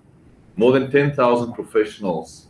We have more than 10,000 engineers that are hyper-focused on making the world a better place, if I can put it this way. And we mean each and every word, because we fundamentally believe that as engineers, Yes, we need people to talk. Yes, we need politicians to give us strategies, but we need engineers to design and to build. It's as simple as that. So let's get over that point and let's move on, because that's exactly what we do. Yeah, so this is our company. So we have three sectors, as we call them. The mining part, as I told you, and metals part is the strongest. It's our core business, but we supplement that with energy, and that portfolio is also growing as the world demands for new types of energy is put on the table and creates opportunities. And then, of course, infrastructure is always required in any situation where there's growth, intertwined by all the various services that we have to make our projects a reality. A little bit about Hatch in Africa. So Hatch has been, as a matter of fact, so Hatch is a Canadian company founded by Jerry Hatch nearly 70 years ago, a wonderful man. Hatch's first venture outside of Canada was into South Africa. And it was, to be more specific, was on the northeast coast of Natal, close to a place called Richards Bay. There was where there was titanium mining by a company called Richards Bay Minerals, which is owned by Rio Tinto, co-owned by Rio Tinto. That many, many years ago. Since then, our business has grown there amazingly. And I'm personally really, really proud of what we, as an organization, but also as South Africans and Africans, have achieved on the continent also as far as that's concerned. You can see here on the map, we are doing projects all over Africa, using South Africa as the springboard, have established project offices all around the continent, and on a daily basis continue to plan and execute projects. And each and every one of the projects that we're working on there, I'm proud to say, makes a contribution. It makes a contribution to the economy, and it makes a contribution to the community, and does also make business sense, because I think it's important that you combine the two things. We can have all these aspirational goals around the environment, but it only adds cost and it has no economic impact, then it's also not sustainable. So we agree with that. I'm also very proud to say that we have South Africa has gone through a lot of transition since 1994, and we were in the middle of that transition. And I'm proud to say that today, for the right reasons, we have a very different demography than what we had many, many years ago. 61% of our company is Black owned in South Africa. 37 female engineers work in our offices. And 45% of our staff is what one can call from previously economically excluded communities. I think those numbers speak for themselves as a result of a lot of hard work and dedication and drive. We're going to talk about the resources in Africa that has been bestowed onto the continent. But from my point of view, the biggest and best resource we have in Africa is the people. It's the people we have. The people we have in our organization, but the people that are there. Yes, we have a few rogues. We've got to deal with them. And we know about them. And that's a challenge for Africa. That's not only Africa's challenge, it's a challenge around the globe. We're going to deal with them. Because I believe fundamentally that the truth will always survive. Goodness will survive. Yes. And people will survive. And the kind of people that we have there, that's my favorite office, and I'm very vocal about it. To visit in the Hatch world, all the offices are fantastic. That's my favorite office in Johannesburg. And I invite each and every one of you, if you ever have the opportunity to be in South Africa, to be around, come to visit our office, and we can tell you about all the real things that we're doing on the ground to make this world a better place. So critical minerals, it's a very important subject that we should talk about, and we have to talk about. And I like this definition in the middle, is that critical minerals are elements that are the building blocks of essential modern day technologies and are at the risk of supply chain disruptions. That's at the core of it. That is what it is. And that's what we have to, that's what we keep ourselves busy with as an organization. With our clients, of course, we don't own any mines. We just help to build and design and build them. But we work super close with all our clients, and clients that we have long-term relationship with.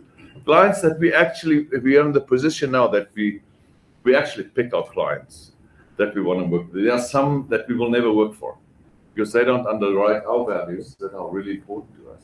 And the sustainable, this is the United Nations program for sustainable development that we underwrite. And there's a lot of goodness out there. There's lots of good ideas, but they're also there's some rogues out there, and we have to be realistic and deal with that. As an organization, we deal with that in the sense that we will not participate in that project. But on the positive side, we have many wonderful clients around the globe. Also in the emerging economies of the emerging battery business, for example, which is just taken off like crazy. And we are right in the middle of that as far as all the aspects of the mining, all the way through the batteries and the recycling is concerned. Very important part of our business, new emerging part of our business, all over the world. So what are these critical minerals? So in today's world around batteries, I think there's a strong focus there. It's clear. It's copper, it's lithium, it's nickel, it's cobalt. Yeah, it's cobalt. DRC is the world's #1 supplier of cobalt. Extremely important and super critical metal for us moving forward. Rare earths is extremely important as well. Just a little, I like to tell stories. I'm going to tell this little story. So in the modern fighter jet, you have around 500 kilograms of rare earths, each and every jet. That's a number that when I first told that, I didn't believe it. Talk about critical minerals and critical metals, right? And it spans across. Rare earths you find everywhere. Each and every one of these metals is important for us creating the new economy where we are replacing fossil fuels with alternative fuels in batteries. The fossil fuel business was, in my opinion, as an engineer, relatively simple to manage. You pump something out of the earth and you transform that into oil and into fuel, and there you go. Batteries are much more complicated. So batteries, that's the new oil. So to build a battery, you need like 30 different metals and minerals to put it all together. They come from all different parts of the world, and they go into the cars, and you have to build them high quality. You have to recycle them. It creates a whole new economy and a whole new opportunity for this world, and also for countries and companies in the mining world. Mining is cool again. I'm happy to be able to say that, because there was a time where people didn't think that mining is cool. Mining is cool because, your cell phone has got 30 odd minerals in it. So you can wish mining away, but then you're going to have to say goodbye to your cell phone. Not a lot of people want to do that. That's the reality of the world that we're facing. Critical minerals. One other example is during the Second World War, aluminum became very important for the war, to build planes.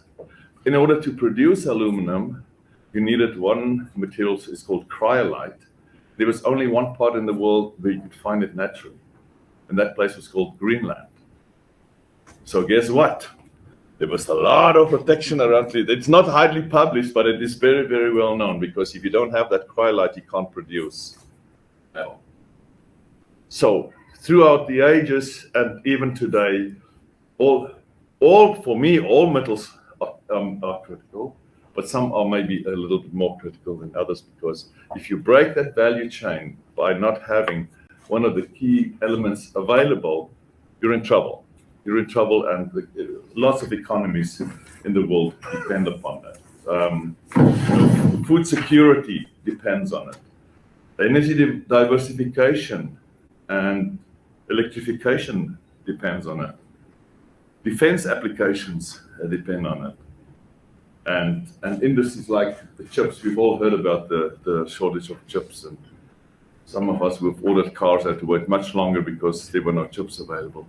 Those little, just to illustrate, the little chip can stop a whole supply chain and have a massive ripple effect on the economy, right?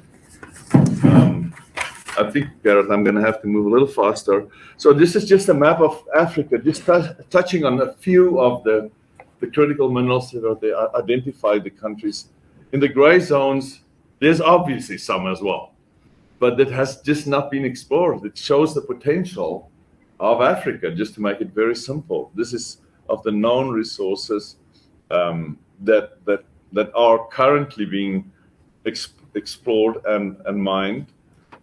As I say, but there are others. So I think that's the opportunity, also the opportunity for Africa as a continent. And I totally agree. There are so many parallels between Canada and Africa on all fronts, on the energy front, the technology front. I think our organization is a great example where we bring technology on a continuous basis to all the projects that we implement in Africa, the state-of-the-art technology, and I'll touch on a few of those later on in the presentation. This is one of the challenges we have. There's too much red there, just to make it clear. It's a problem. I love China. I spent a lot of time in China. It's nothing to do with you're not liking China, but in any situation where you've got one player and one company or organization that's too dominant, it's a problem, because there's no balance, and you're exposed. The world's exposed, so that needs to change. Somewhere along the line, that needs to change, and we see a lot of geopolitical change, and we see a lot of tension. So that's still playing out. China is very aggressive in its pursuit of its strategies in the Chinese way, and I respect that. Don't misunderstand me, but as the rest of the world, we can't ignore that, right? And we have to address it somewhere along the line, especially on the mining side. You see, it's pretty diverse, and that this is just a snapshot of major elements. That list is much longer.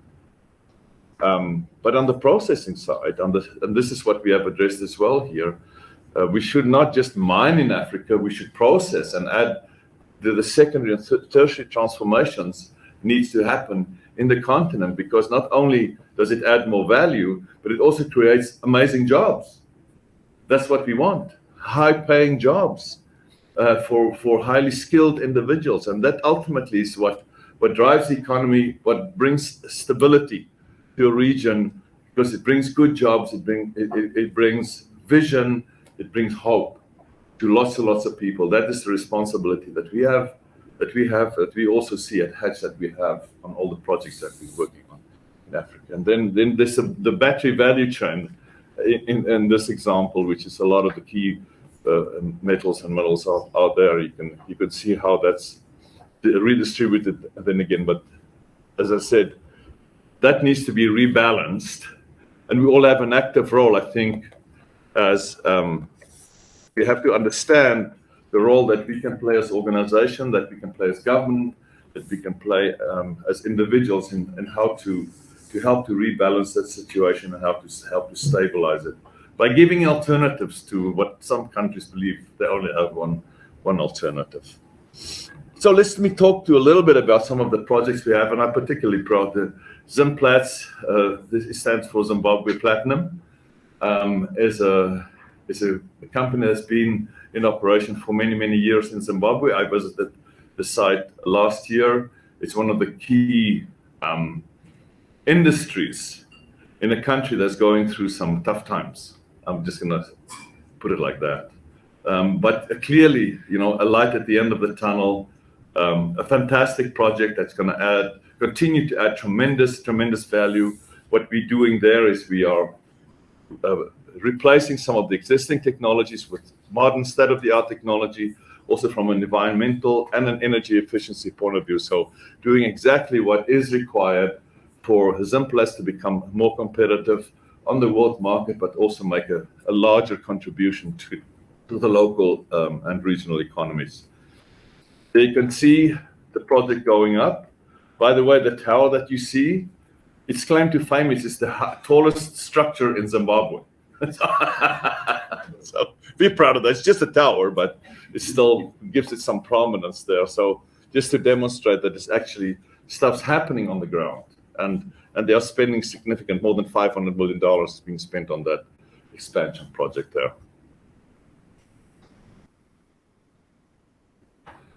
This is another one that I'm also really proud of.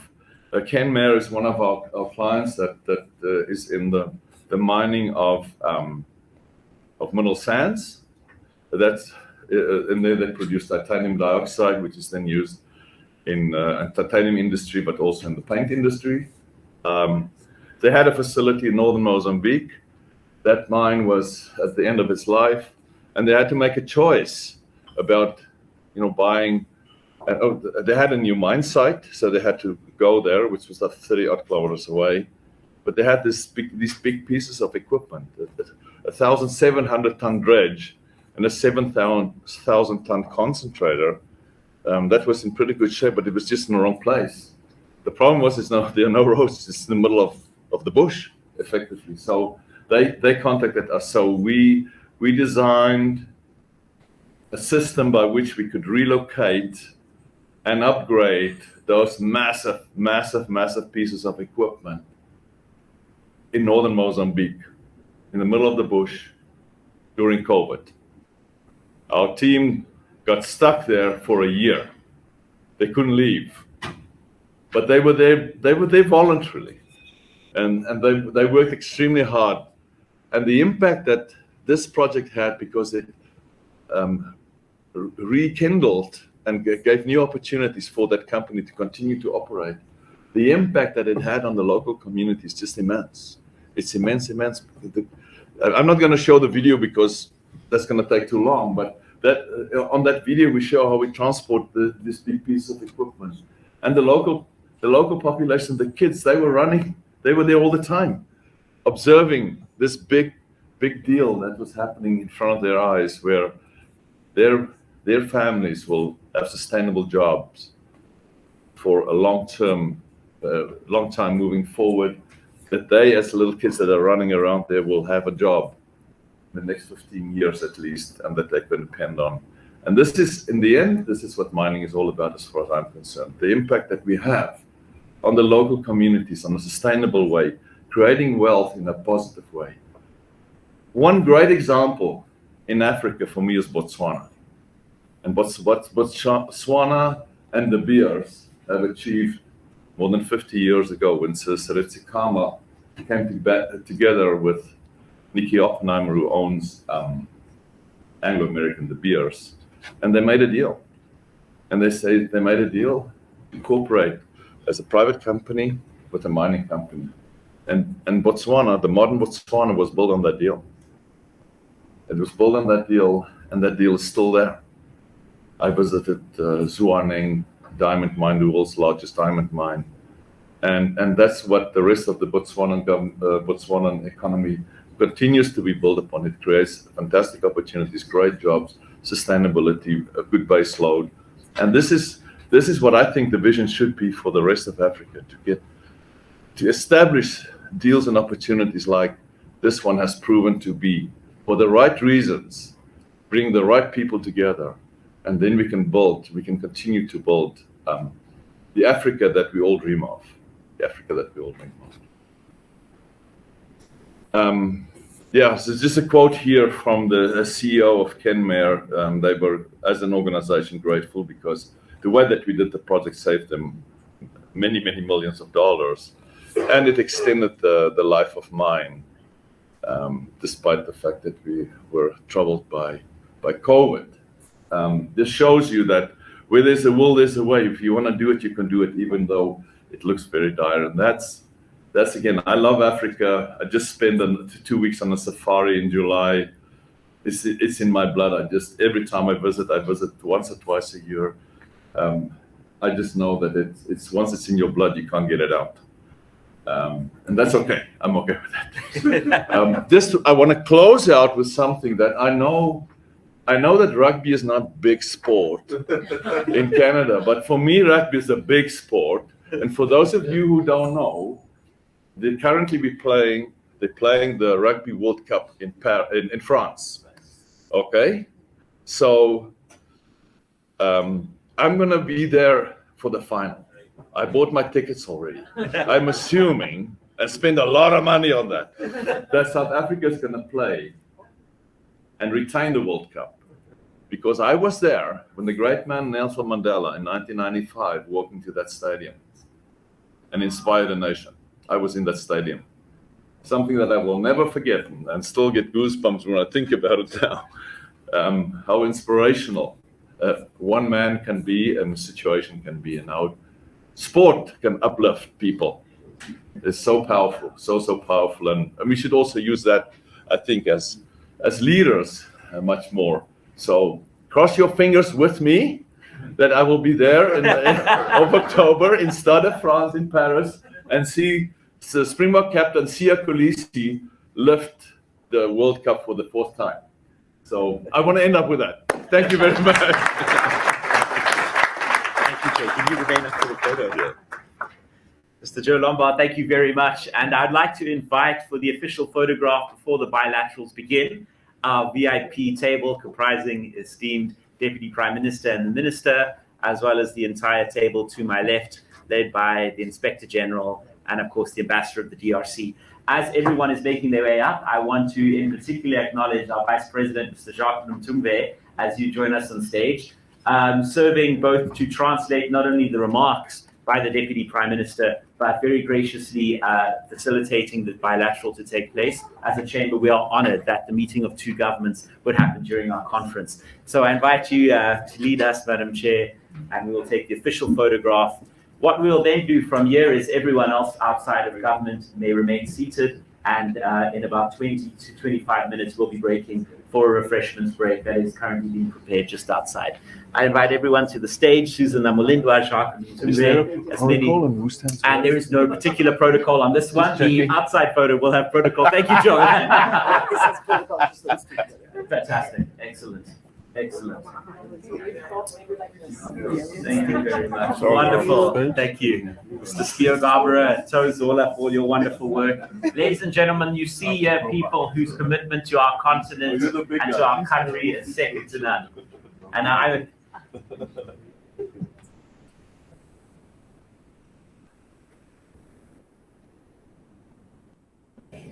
there you go.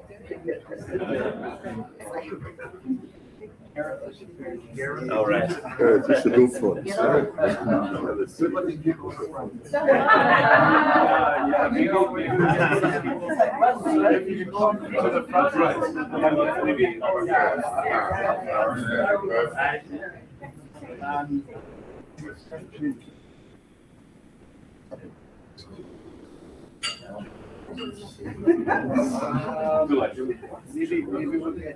Maybe have used them.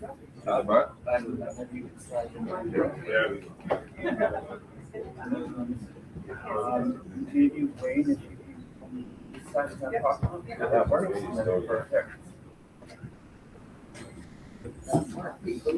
I just sorry, I'm just like a little bit.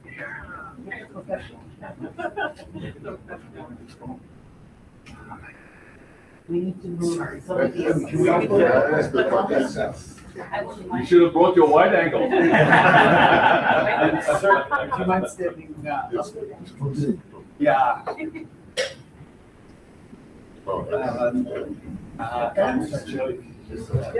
Perfect, right there. Yeah. One more. And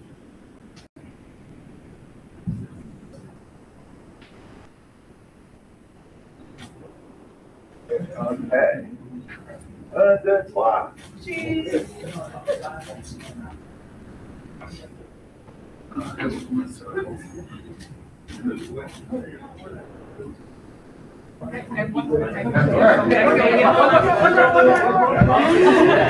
On the social media. Yeah, that's the social media one.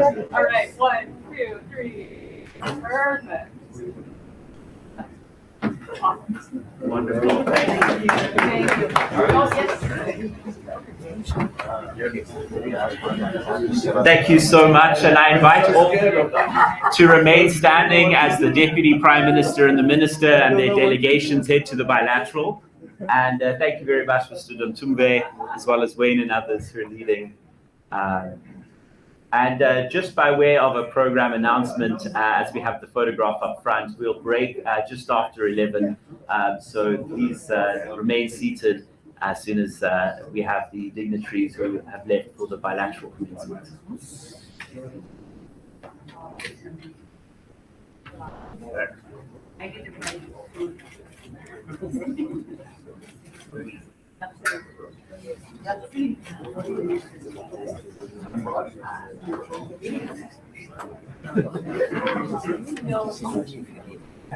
Really appreciate it. Thank you. Cool. Pleasure. I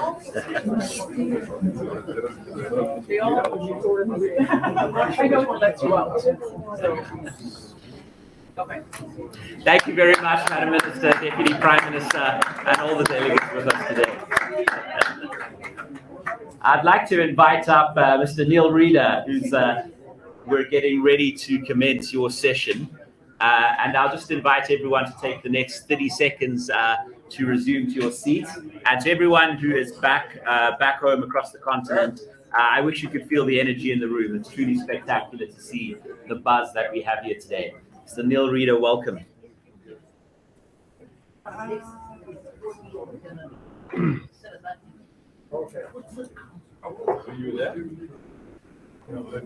You show me which do I switch to go? That one.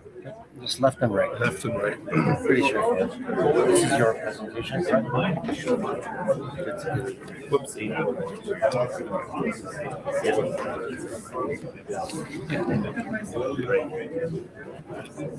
I hope you're going to do that.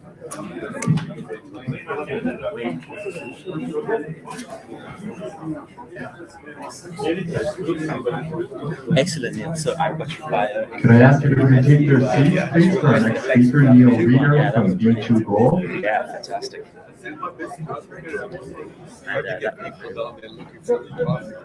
I know.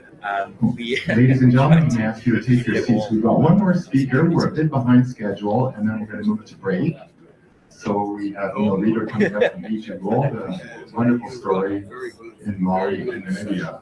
Please take your seats. We'll start, and the sooner we get through this, we can get to coffee break. Excellent. Brilliant. Do you want me to start then? I think so. Yeah. Fabulous. So as we commence, and to everybody again viewing, please, if you'd like to pose your questions, there will be a chat function. If you haven't seen it already, I'll ask the team at 6 just to post that. We're using WhatsApp to receive those questions, which will come through directly to the moderator. Mr. Neil Reeder, who stands with me today, joined B2 Gold in 2017. It followed a distinguished government career of over 35 years in Global Affairs Canada, where he advanced Canada's trade, foreign policy, and development agenda during 7 different diplomatic postings. These included overseas and increasingly taking senior positions in Ottawa. The most recent position before his accession back to the private sector as Vice President of B2 Gold was to the Philippines. He has served this country in Brunei, Costa Rica, Nicaragua, Honduras, and also served as Deputy Head of Mission at the Canadian Embassy in Mexico. He brings extensive experience to his roles in the private and public sector, graduating from the University of Saskatchewan, and of course a Bachelor of Journalism degree from Carleton University, Neil, and totally fluent in 3 languages. I'd like to make a note on B2 Gold in that Neil Reeder has always absolutely backed, together with the CEO, Clive Johnson, the incredible efforts and interests and aspirations that so many on our board have conveyed. And so your ceaseless support, the fact that no doesn't appear to be in your vocabulary, is again a testament not only to your commitment to the African continent, but ensuring that Canada is a partner of choice. And Neil, I can personally say that you do that by example and by virtue of the projects that you deliver for your shareholders, but also for communities. Ladies and gentlemen, Vice President Neil Reeder.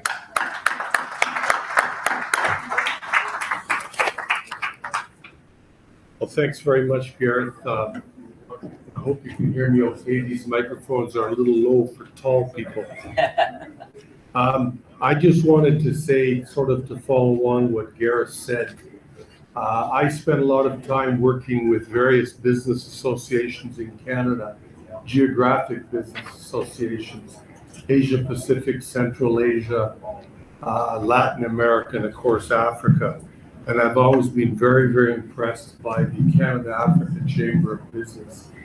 Gareth and his team bring a lot of energy, dynamism, motivation to this work. And this is an example today of the kind of good work that can be done.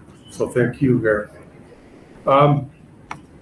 So I'm going to talk a little bit about B2Gold's work in Africa primarily today.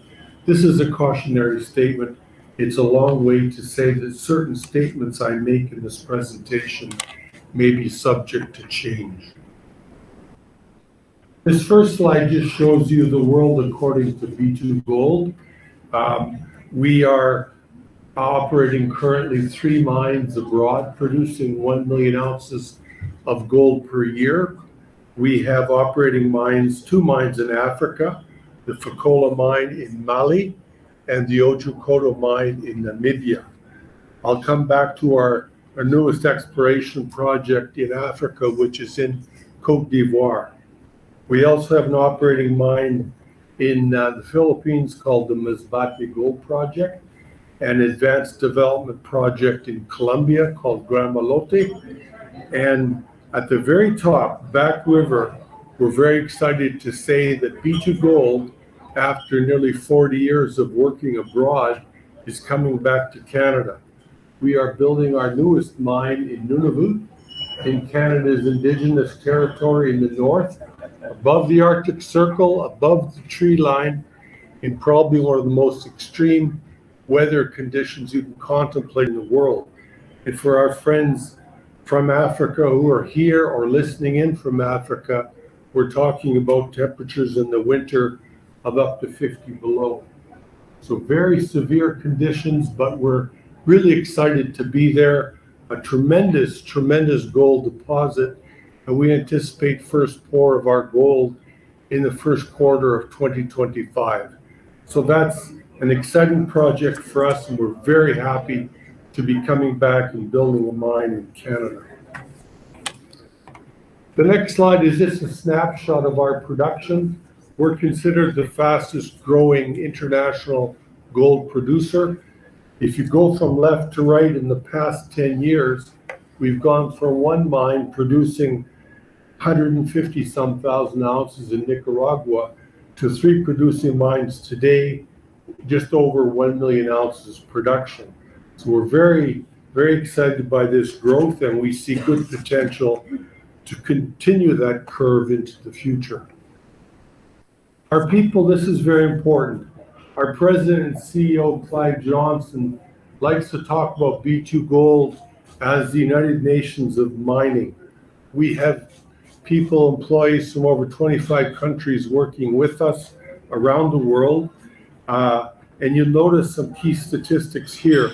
National employment over 97%. Our intention when we develop and build and operate a mine is to employ the maximum of local employees. So across our mine operations, you'll see numbers approaching 97, 98% local. The senior management roles, 56% filled by nationals. Again, what's important there? Let the locals manage, train, advance, accelerate opportunities for local employees. We'd like to have as few expats as possible in order to maximize benefit for the local population. On EDI, I would say the biggest challenge, as you'll see on the left, remains female employment. This is an issue across the industry.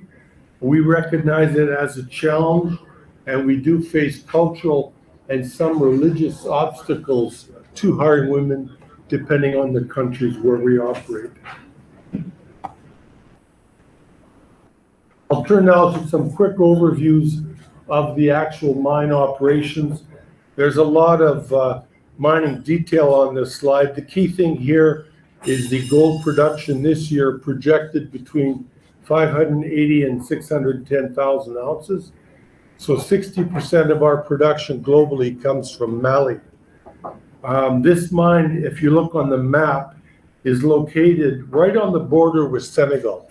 You can see Senegal from our geological camp, right across the Falim River. And we're about 20 to 40 kilometers north of the border with Guinea. So really tucked into the extreme southwest corner of Mali, along a gold zone, which is traditionally being one of the most prolific gold regions in Africa, where a number of miners, in addition to B2Gold, are present. So I'm going to turn now to Malian employment because I want to focus on this subject about economic benefit and impact of the mining sector. So here's some pretty significant numbers in terms of our employment, our senior management roles filled by nationals, and most important, as I mentioned, trying to identify and advance Malian employees to senior positions in the mine. We call this our competency transfer program, from expats to Malians, and move the Malians so that that senior management number increases.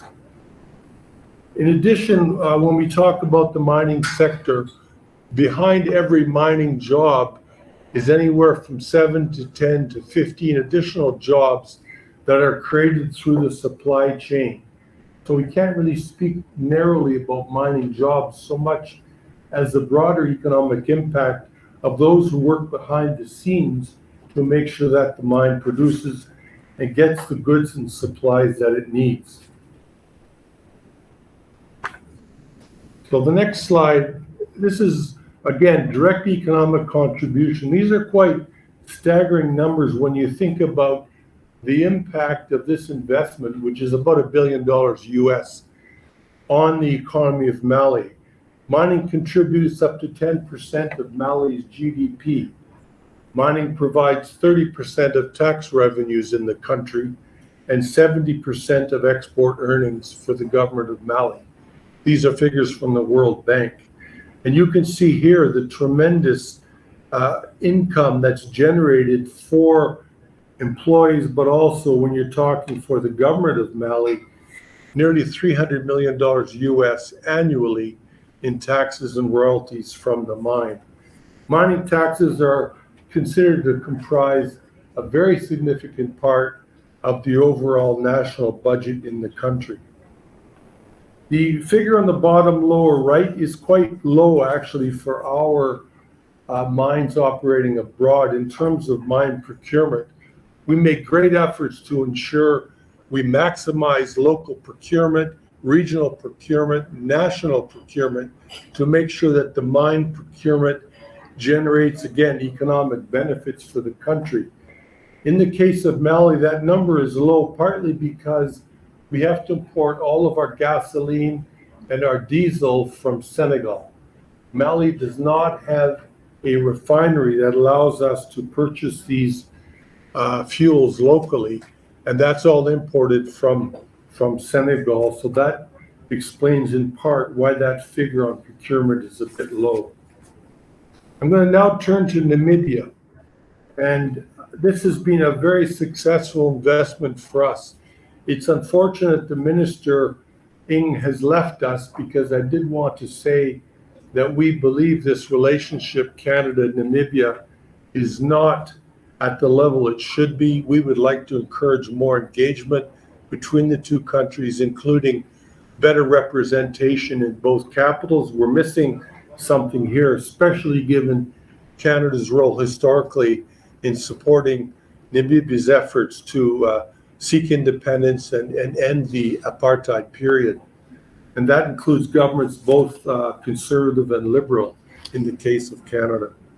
But as an investor, we found Namibia to be very stable, a very solid investment environment. It also scores very high on the Fraser Institute's ranking of doing business. So we're very, very happy there. Our mine, as you see on the map, is north of the capital, Windhoek, heading up towards the border with Angola. This mine produces about 200,000 ounces annually. We also have a minority partner. In the case of Mali, 20%, the state of Mali is a 20% partner in the mine in Mali. In the case of Namibia, there is a 10% ownership through a black empowerment company called EB. So just to give you a snapshot of the Otjikoto operations. Namibian employee, again, just to give you some of the rough figures, you can see 98% national employment. And in this case, we've got senior managers, up to 86% of those positions are filled by nationals of the company. And consistent with government policy, we're making a very strong effort to identify and advance Namibians who are considered to be previously disadvantaged persons whose families suffered during the apartheid period in the country. And as a result, were not given the opportunity to advance in the economy and in the private sector. So we have programs that will bring up Black Namibians to more senior positions in the mine. And this has been very successful. Direct economic contributions, about 11% of Namibia's GDP comes from mining. Very important. Uranium, diamond, and gold mining. About 16,000 people are employed in the sector. It's an important motor of the economy. However, with major oil and gas discoveries offshore in the Orange Basin, Namibia has the potential to become an oil and gas superpower in the future. In our instance, you can see here payments to governments and employees, and also our community investment work, which I will come to later. And again, the number on mine procurement in country is 76%, and we're very proud of that.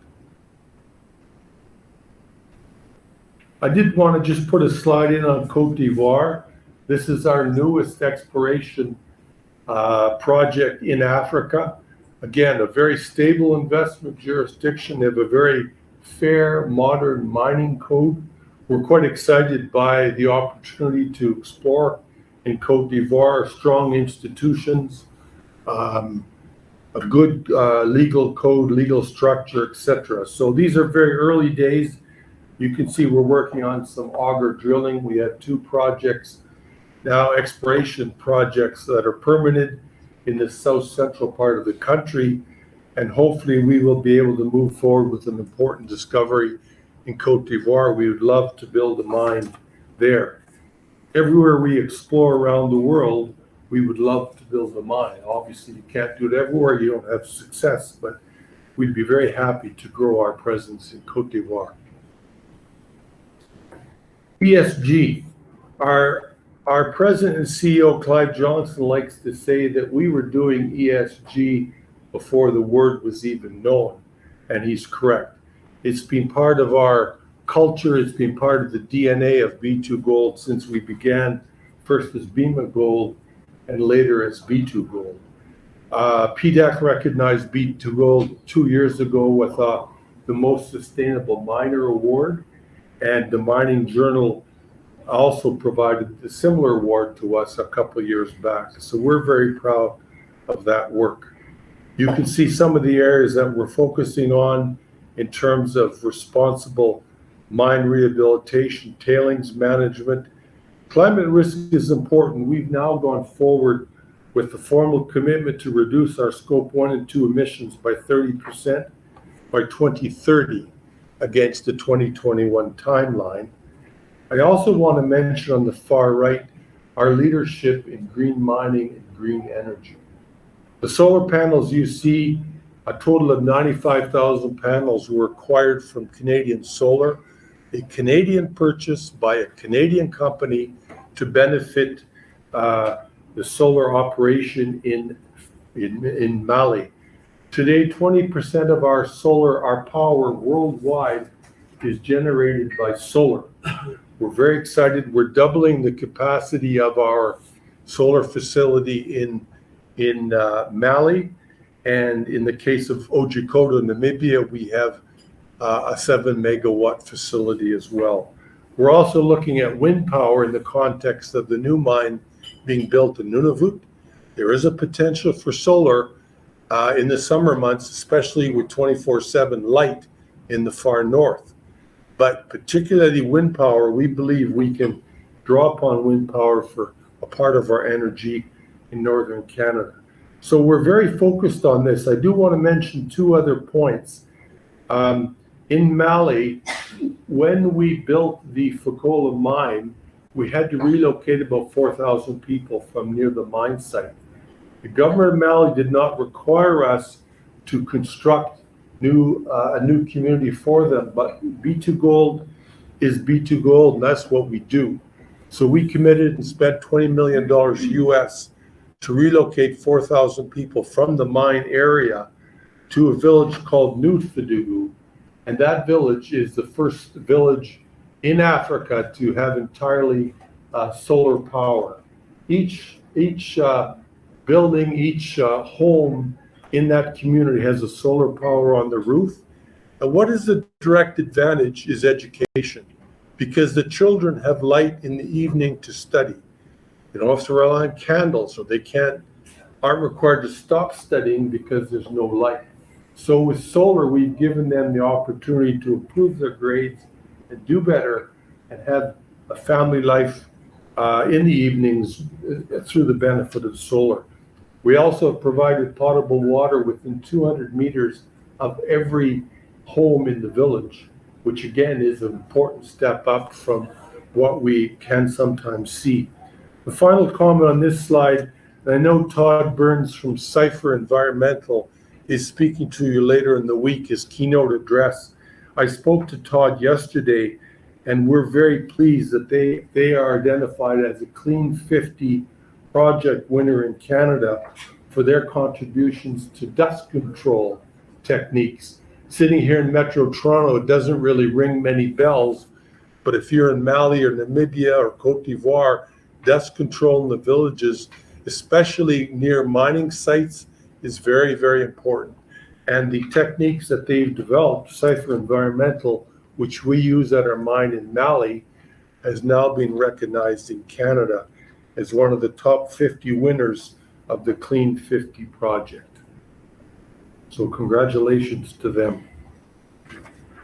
Just turning to local communities, there's a lot to look at here, but maybe just talking to Mali first of all, economic growth can be directed through the contribution of the mining company through employment, taxes, etc. But it can also be created through community investment. And in the case of Mali, you can see health, education, livelihood has been the focus of our community funding. We've just proceeded with a new agricultural project which will support 300 farmers, mostly women, over a 300-hectare area. And this is designed to produce agricultural products, not for the mine necessarily, but for sale in the community.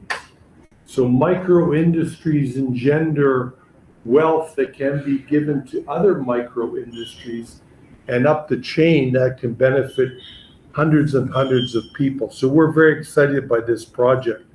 Our fish and poultry farming has been very successful. And again, providing fresh eggs and fish to villagers in Mali has such an impact on protein, on livelihood, and on good health. The third item there, just in Global Affairs Canada, I want to mention two projects. With Cowater, we have now cooperated on the FEMA project, which will be helping women and children who are living in informal mining communities near our mine. There's a big challenge, as this room will know, with informal mining in Africa. Use of mercury, pollution, contamination, and also abuse of women and children who are working in these settings. This program will provide education, health support, safe living spaces for women and children living in the informal mining communities. The other project is one called AFEC, which is now finished. We again, with the Global Affairs Connection, this was a $7.5 million project between B2 Gold and Global Affairs Canada, which provided technical vocational training to 1,000 villagers in Mali living near the mine. They built the village, which I spoke of, and they've also moved on to work in the mine and become entrepreneurs. Because if you can move to a situation where you've got carpentry skills, plumbing skills, or basic electricity skills, you can then move into the more formal economy and benefit longer term with that career. So we're very, very proud of that project, both those with the Government of Canada. Turning to Namibia, health, education, culture, the environment, and SME promotion has been the focus of our funding in the local communities, including scholarships. EduVision has worked very, very well. EduVision is providing satellite links for remote teaching. Many communities in Namibia, especially in the north of the country, do not have access to the internet except via satellite.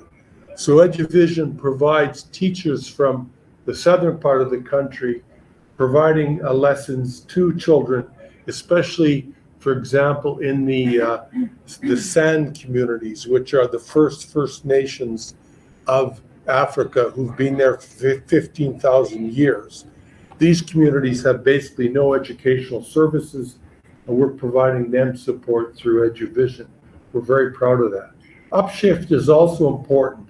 You'll see here, again, as a minor, we're very proud to have collaboration with UNICEF. Not many minors can say they've got official collaboration with UN agencies. So with UNICEF, we have two projects. The partnership I mentioned in Mali, and also in the case of Upshift. Upshift identifies and funds small entrepreneurs, young people who want to develop startups in Namibia. So B2Gold and UNICEF are co-funding and managing that project in Namibia. Finally, on this slide, I have to mention the photo on the lower left. This is an orphanage. I visited it about a year ago. This is an orphanage located in the top end of Namibia, close to the border with Angola. These are all street kids. These kids were essentially saved from the street by an agency that identifies children on the street who have no parents, nowhere to go, who are at risk of drugs, abuse, prostitution, or worse. And these children are brought to this school, which is funded by B2Gold, the German government, and private donors. And what it does is provide them with a stellar education. It provides them with an opportunity to learn, safe spaces to study. They have dormitories. We visited several times with our CEO. B2Gold is a strong supporter. And what's ironic now is that people from the community have identified this school as one where they want their kids to go. So we're getting members of the communities around the area who would like to send their kids to this school, even though it was designed and is designed for orphans. So if anyone is interested in helping out with that particular orphanage, please contact me and I can put you in touch, because this is very important work. Without our support, these children could be in very, very dire circumstances. So I'm going to conclude with one of the favorite subjects of B2Gold, which is conservation. Wildlife conservation has been a key focus of our president, CEO, and our executives ever since we began as first an exploration company and as a miner. And you can see here 4 different projects that we're supporting in the countries where we operate. Namibian Rhino Gold Bar. So in the far northwest corner of Namibia is the last free roaming herd of black rhino. They're under threat from poaching, as there is a epidemic of poaching across Namibia right now, including in Etosha National Park in the north. So what we did is we took 1,000 ounces of gold produced at the Otjikoto mine, and with Kitco, which is a big website for gold bugs and gold purchasers and people who follow the gold market, we marketed gold coins and gold bars, 1 ounce and half-ounce bars, which were produced from Ojikoto gold. These sold out within a month. They were tremendously popular. They had an image of the rhino on one side, and that raised $1.7 million US, which is being managed by an NGO in Namibia to provide assistance to the anti-poaching patrols, trucks, walkie-talkies, cell phones, everything they need to monitor the herds and make sure that they're not harassed or we don't have rhinos killed for their horns.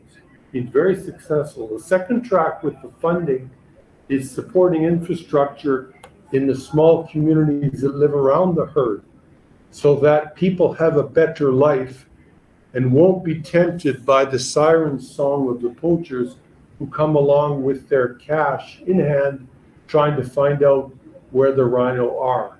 It's been a very good program. We're very proud of it, and we hope to do something like that with the caribou population in northern Canada.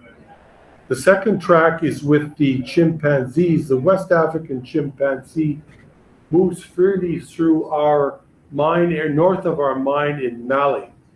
And what we've done is develop safe pathways for them under the roads, which they're actually using to move from one area to the next. The biggest risk to the chimpanzee is now from artisanal mining because of tree cutting, because of noise, because of disruption of their habitat. This comes from more so from the small-scale miners than anything else, but that's a focus of us as well. Philippines, a little out of the area, but this has been very important because of dynamite fishing. Before we arrived in the Philippines, the reefs outside of the mine area had been heavily damaged. So we've started up this reef ball program, which is now regenerating life in the coral reefs. And we've also planted 3 million mangroves to begin to rehabilitate the shoreline, which has suffered over decades. So it's a very exciting project that we're proud of. The final one is cheetah conservation. Again, an endangered species in Africa, 7,000 left, poached primarily to take the cubs to the Gulf states where they're taken as pets into palaces around the Middle East. And this is a very sad, sad story. Many of them transit through Somalia, where we are working with the government of Somalia to provide protection and stop the flow of the cubs. But what we've done has been a major financial contributor to the Cheetah Conservation Foundation. And again, we encourage anyone who wants to support this very important work because it is a population in the wild that is dwindling, and they have a very good facility near our mine where they rehabilitate and help cheetahs that are injured or wounded and to better protect them for the future. So mining is much more than mining, as you can see. We see mining as an important contributor to economic development and growth, employment, and we're very proud of the work that we're doing in Africa, in the continent that we know and love, and we hope we can do more. Thank you. Merci beaucoup. Thank you. Not unfamiliar in the tech world, you put that on pause, probably indefinitely in pursuit of this incredible venture. Daniel, so thank you so much for joining us, and again, for your support of the Chamber. We have had so many events and the participation of Prime Ministers, heads of state from Canada, presidents, as well as leading CEOs who's been through your platform. And of course, during the pandemic, that was especially pertinent, allowing people to interact absolutely effortlessly. So you've been looking at the mission, and a lot has happened at your firm since we last spoke. Can you just restate, in your view, where Six is at right now as a company in the context of what I just described? And then we'll get into some of the incredible applications of the technology that are basically very novel and very new. Yeah, absolutely. So just for some context, our mission ultimately is to unlock social mobility on a global scale by empowering anyone from anywhere to invest in anything. And what we've been able to achieve since we've launched has been thousands of investment opportunities that have been on our platform, Six.com, which have been networked with over 100,000 investors. More than 1,700 institutional investors use our platform to access investment opportunities, along with tens of thousands of accredited investors and a very long tail of retail investors. When we began, our primary focus was in the metals and mining space for public companies. And in that world, we've networked a lot of Canadian companies, African companies, and investors alike. Our mission, however, is being to unlock social mobility globally. And it's with a great degree of pride that I'm able to share with you that we've been able to bring down the cost of using our platform to zero. And I also want to give a shout out to Paula Caldwell St. Ange. Paula and I go back a ways, and also really think that in your role as chair of the board, we really appreciate all of your efforts, and thank you for inviting the government of Canada for us to come and to participate here. We'll get a lot out of it, so thank you very much. And I'd also like to extend a thank you to Hatch for sponsoring the event, and to Goodman's LLP for hosting us. It's very generous. Thank you so much. I'd also like to acknowledge the business delegations from the Democratic Republic of Congo, that's led by Deputy Prime Minister, the Honorable Vital Kamerhe, as well as the other African delegations that are visiting Canada. Bienvenue au Canada. Je tiens également à saluer les délégations commerciales de la République démocratique du Congo, conduites par le vice-premier ministre, l'honorable Vital Kamerhe, ainsi que les autres délégations africaines en visite au Canada. Bienvenue au Canada. Before we go further, I would also myself like to make a land acknowledgement, and this is in the spirit of reconciliation that the Government of Canada has with Indigenous populations. I'm speaking to you from the territory of many nations, including the Mississaugas of the Credit, the Anishinaabe, the Haudenosaunee, the Chippewa, and the Wendat peoples, and it's now home to many diverse First Nation, Inuit, and Métis peoples. Also, I would like to acknowledge that Toronto is covered by Treaty 13 with the Mississaugas of the Credit. It is really a pleasure, as I said, to be here in a room with that full of people that are celebrating advances in the Canada, Africa, trade, and business. So you've already heard from Prime Minister Trudeau as well as Minister Ng this morning about Canada's commitment to strengthen economic cooperation. And I think that this conference is coming at an opportune time. Global trends are showing that the world's axis of economic growth is pivoting towards the economies of tomorrow, and that includes those in Africa. Le Canada s'est engagé à renforcer la coopération économique avec les économies dynamiques au continent africain. Cette conférence arrive à point nommé, alors que les tendances du commerce mondial montrent que l'axe de la croissance économique mondiale s'oriente vers les économies de demain, comme celle d'Afrique. You've already heard some stats from Minister Ng about trade between Canada and Africa, and so I won't repeat those, but what I will say is that you've also heard the Minister speak about the commitment by the Government of Canada to establish an economic cooperation, a Canada-Africa economic cooperation strategy. And many of you may already know that we conducted consultations over the spring and the summer of this year, some with you, with Canadian and African representatives in the private sector, in the public sector, and with diaspora communities. So I'll just share a little bit with you today about some of what we heard when we undertook those consultations, because we're now in the process of that strategy where we're collecting the views of what we heard, and then we're thinking through how that can translate into strategy and action. First, this will not surprise you that there was an expression by many of those who contributed that we expand our trade and investment relationships, and that there's a real opportunity that's not fully being exploited.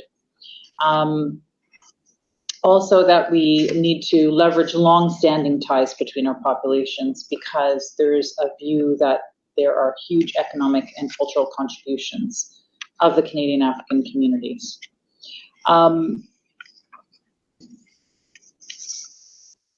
So I'll get to, I'm going to skip over.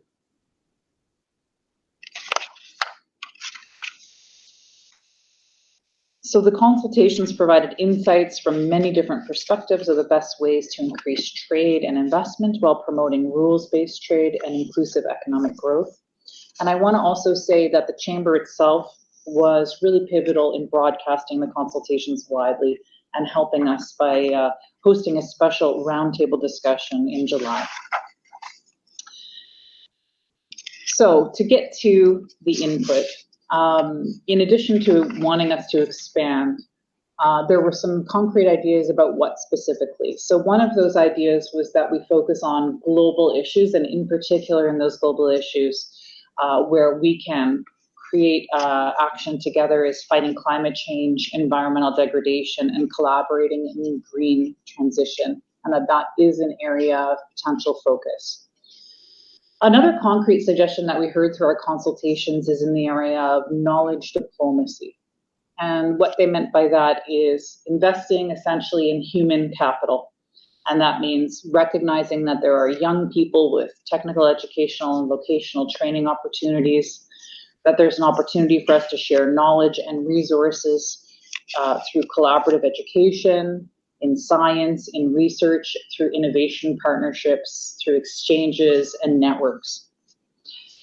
The other is that we need to recognize that we have very strong people-to-people ties, and that Canada can do more to intentionally engage with diaspora entrepreneurs and diaspora communities to create opportunities. Some other aspects of feedback that we heard is that there's a need to update the narrative around risk in Africa. And it was broadly judged to be too high and inadequately nuanced by country or region, and to find ways that we can mitigate those risks, whether those are perceived or real. The other thing we heard from our consultations is that Canada really should be more visible, and that we should be on the ground more in a visible way to promote our commercial and economic interests. There was suggestions about other areas that we could focus in, and that included Canada, leveraging the fact that Canada has know-how and a capacity to fuel and feed the world. And that means that we can focus in the areas of renewable energy and agri-food technology. There was also an acknowledgement that Canada could do a better job at bringing together its trade and its development efforts so that we could ensure that all of Canada's tools are being used and that they can better work in concert to help with economic cooperation. And then finally, there was an acknowledgement that there were operational difficulties that sometimes got in the way and became impediments, such as visas and the delays and then the denials of visas. The work on enhancing economic cooperation sits within broader efforts to diversify Canada's exports and advance our inclusive approach to trade, efforts to strengthen the rules-based international trading system, and the feminist foreign policy. There are, of course, challenges in doing business in Africa, and we all need to assess and help figure out how to mitigate those, but we can also underscore the very real opportunities. Nearly half of Africa's markets are forecasted to grow by more than 4% this year and next, which demonstrates demand for value-added investment, world-class technology, innovative services and goods, and for partnerships and skills training, all aligned to Canadian expertise. And of course, Africa will truly come into its own economically when it is trading even more with itself, which is why Canada has been a long-standing supporter of the African Continental Free Trade Area, also known as AFCFTA. We see it as a game changer, and that this is possibly one of the most exciting trade initiatives globally. The free trade area will connect 1.3 billion people and economies with a combined GDP of 3.4 trillion through a single set of trading rules. This could boost intra-African trade by over 50% and lift 100 million people out of poverty.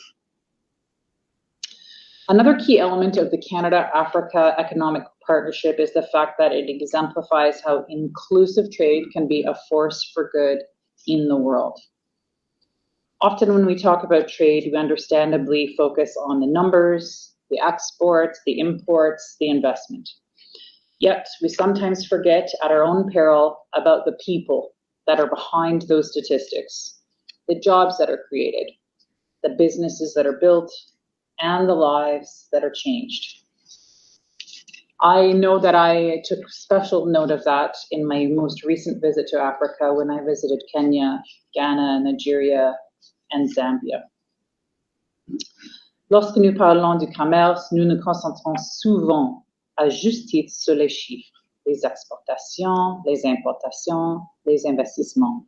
Pourtant, nous oublions parfois, à nos risques et périls, les personnes qui se cachent derrière ces statistiques. Les emplois créés, les entreprises construites, les vies changées. C'est ce qui ressort à mes récentes visites au Kenya, Ghana, Nigeria et Zambie en septembre. Our collective capital will always be our greatest asset. Major Canadian firms and businesses are investing in African countries, and they've already demonstrated that they understand, that they are supportive in advancing sustainable development goals on the continent. I'd also like to underscore what the Government of Canada is already doing to strengthen trade relations between Canada and Africa. Canada is committed to increasing and diversifying its trade partnerships and supporting inclusive economic growth in Africa, which will support and boost Africa's emerging and frontier markets. Our Trade Commissioner Service supports and accompanies Canadian companies in Africa through a network of 16 Canadian diplomatic missions. The Trade Commissioner Service is active in more than 50 African markets, and it is at hand to help Canadian companies achieve their trade objectives by providing tailored business assistance and support to succeed in African markets. Our colleagues from the Toronto Regional Trade Commissioner Service Office are here with us today and are ready to engage with you if you have questions about refining your business's export strategies targeted to Africa or choosing the right emerging African market for engagement and connections to the right networks in those markets. Canada's new modernized and inclusive foreign investment protection and promotion agreements, also called FIPAs, aim to provide a stable, rules-based environment for Canadian businesses investing abroad, and to ensure that these agreements benefit all people, including women, Indigenous peoples, and small and medium-sized businesses. We have 9 FIPAs in Africa. These include Benin, Burkina Faso, Cameroon, Cote d'Ivoire, Egypt, Guinea, Mali, Senegal, and Tanzania. Additionally, Canada is committed to promoting responsible conduct of business abroad. In April 2022, Canada launched its Responsible Business Conduct Abroad strategy.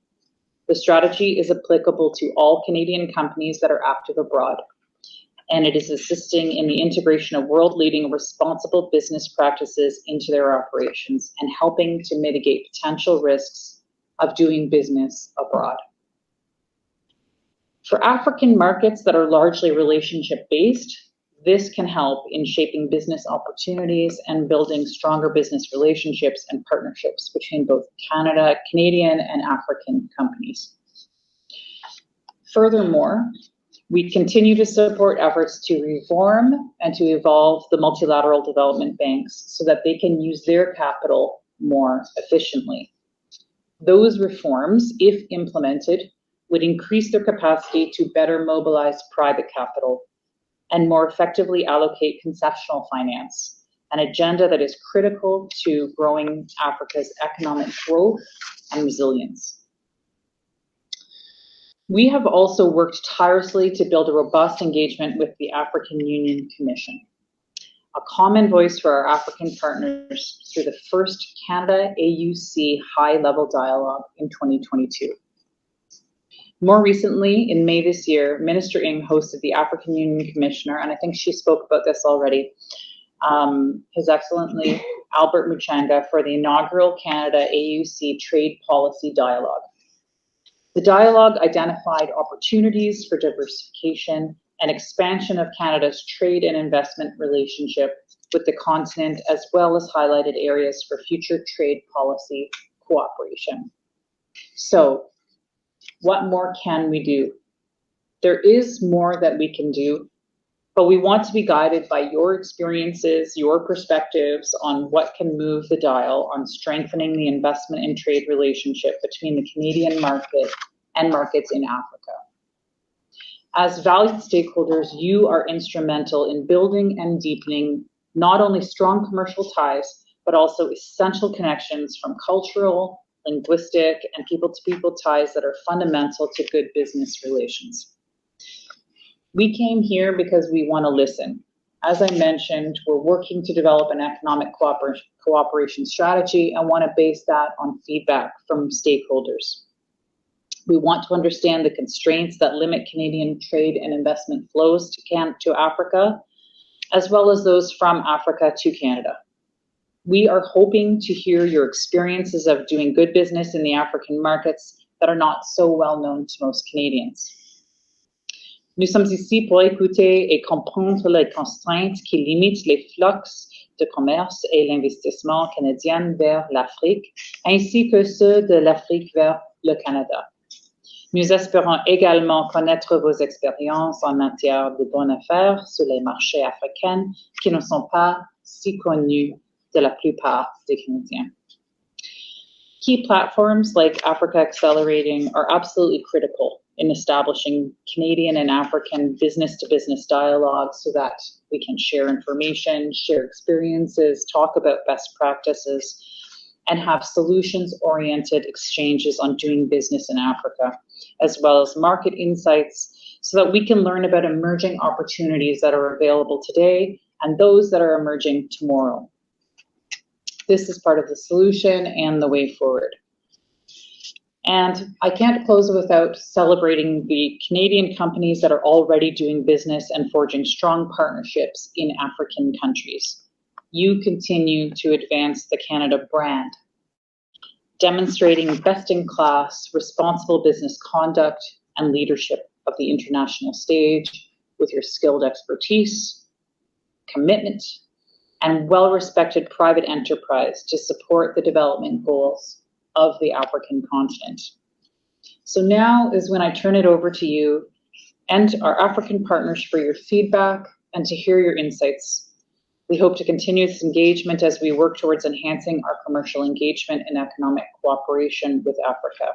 We will continue to advocate for a more robust Canada-Africa commercial engagement underpinned by our shared values, the diaspora communities in Canada and in African countries, as well as the countless professional connections across academia, business, defense, and development.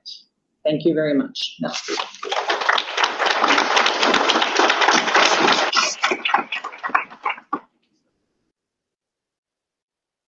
Thank you very much, Assistant Deputy Minister. And it was our pleasure as a chamber to host a consultation here in Toronto with ministerial level representation as well. So I thank all who have participated, and we always encourage members and friends to continue in this direct interaction on this very important conversation. May I now invite our special envoy to the African Union and former chair of the board, Mr. Spio Gabra, for a panel discussion where, of course, the definition around Canada-Africa strategy is one not confined only to the important realm of public policy, but critically, more broadly.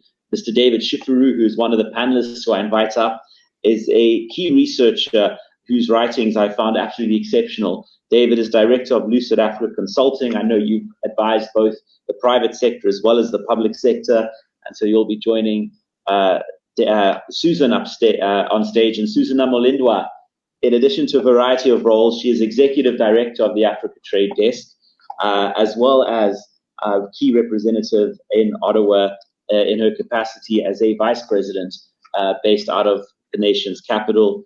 And I would like to thank all three panelists, well, the two panelists, but of course, our moderator, Mr. Sebastian Spio Gabra. I know has engaged many, many panels. So it's my distinct pleasure to hand over to you to lead this important conversation. Thank you.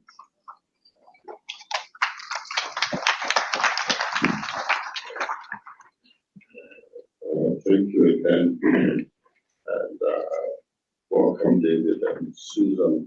I think from earlier discussions we've heard from Daniel speaking as from a kind of a Canadian perspective, investing in Africa. As we know, most of the technology we are using at this event is provided by SIX, as was the technology we used last year in Johannesburg. And we've also heard from the minister speaking about Canada's larger public policy engagement and diplomatic engagement with Africa. And I think in your capacities, David and Susan, are sort of practitioners of, it's like I think Joe Lombard said, there's a policy, then there's the company that goes to raise the money and put together the strategy to build a mine, or I think in the leader, they come from also a similar perspective. And then there's actually the engineers who build a mine. In a certain sense, when we talk about Canada and Africa engaging in business and investment, in this room, there are those who are proposing policy changes at the federal and provincial level to facilitate trade. There are those of us who actually engage in the day-to-day facilitation and management of this. How do you get a small company in Saskatchewan or a family-owned firm in Winnipeg to actually, in a concrete manner, trade with Africa? That is sort of getting to the nuts and bolts of it. And it's important for the audience in this room to understand from your experience some of the challenges, some of the things that we've improved because we've been doing these conferences for a number of years. We know, for instance, that at the larger level, whether you're talking about your B2Go's or your barracks, etc., at the larger level, the large multi-million-dollar projects, ultimately, when they need to get done in Africa, from Canada, they get done because there's enough money to pay lawyers, risk analysts, and to take insurance, etc. But we do know that the vast majority of the economy of Canada is still small and medium-sized enterprises. And up until, and it's the same in Africa, by the way, also, and up until we are able to get many more small and medium-sized enterprises trading with Africa, the conversation remains somewhat at a too high a level. And that's where, in a certain sense, also the African diaspora in Canada also can engage. If you think of an immigrant who's just come, Richard, really good. Wow. A pleasure. That's it's a pleasure to see Richard with us again.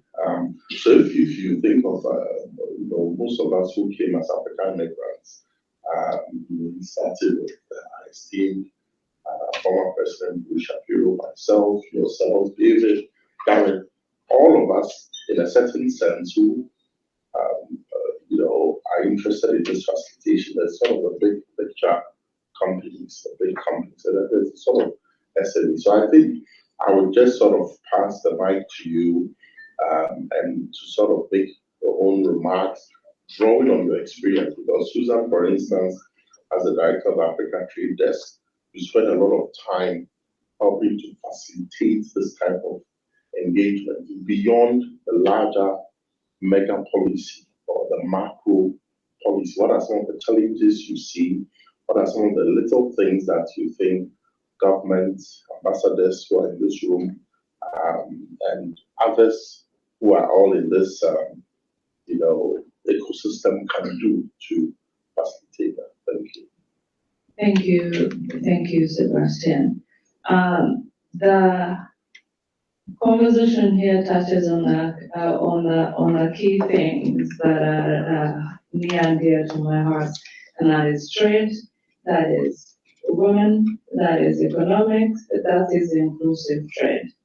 And listening to everybody who has talked this morning, we are all first going in the same direction, but there's a key component that is missing here, and that is the vast. When we talk people, like the conference topic starts with people and partnerships, and then policy.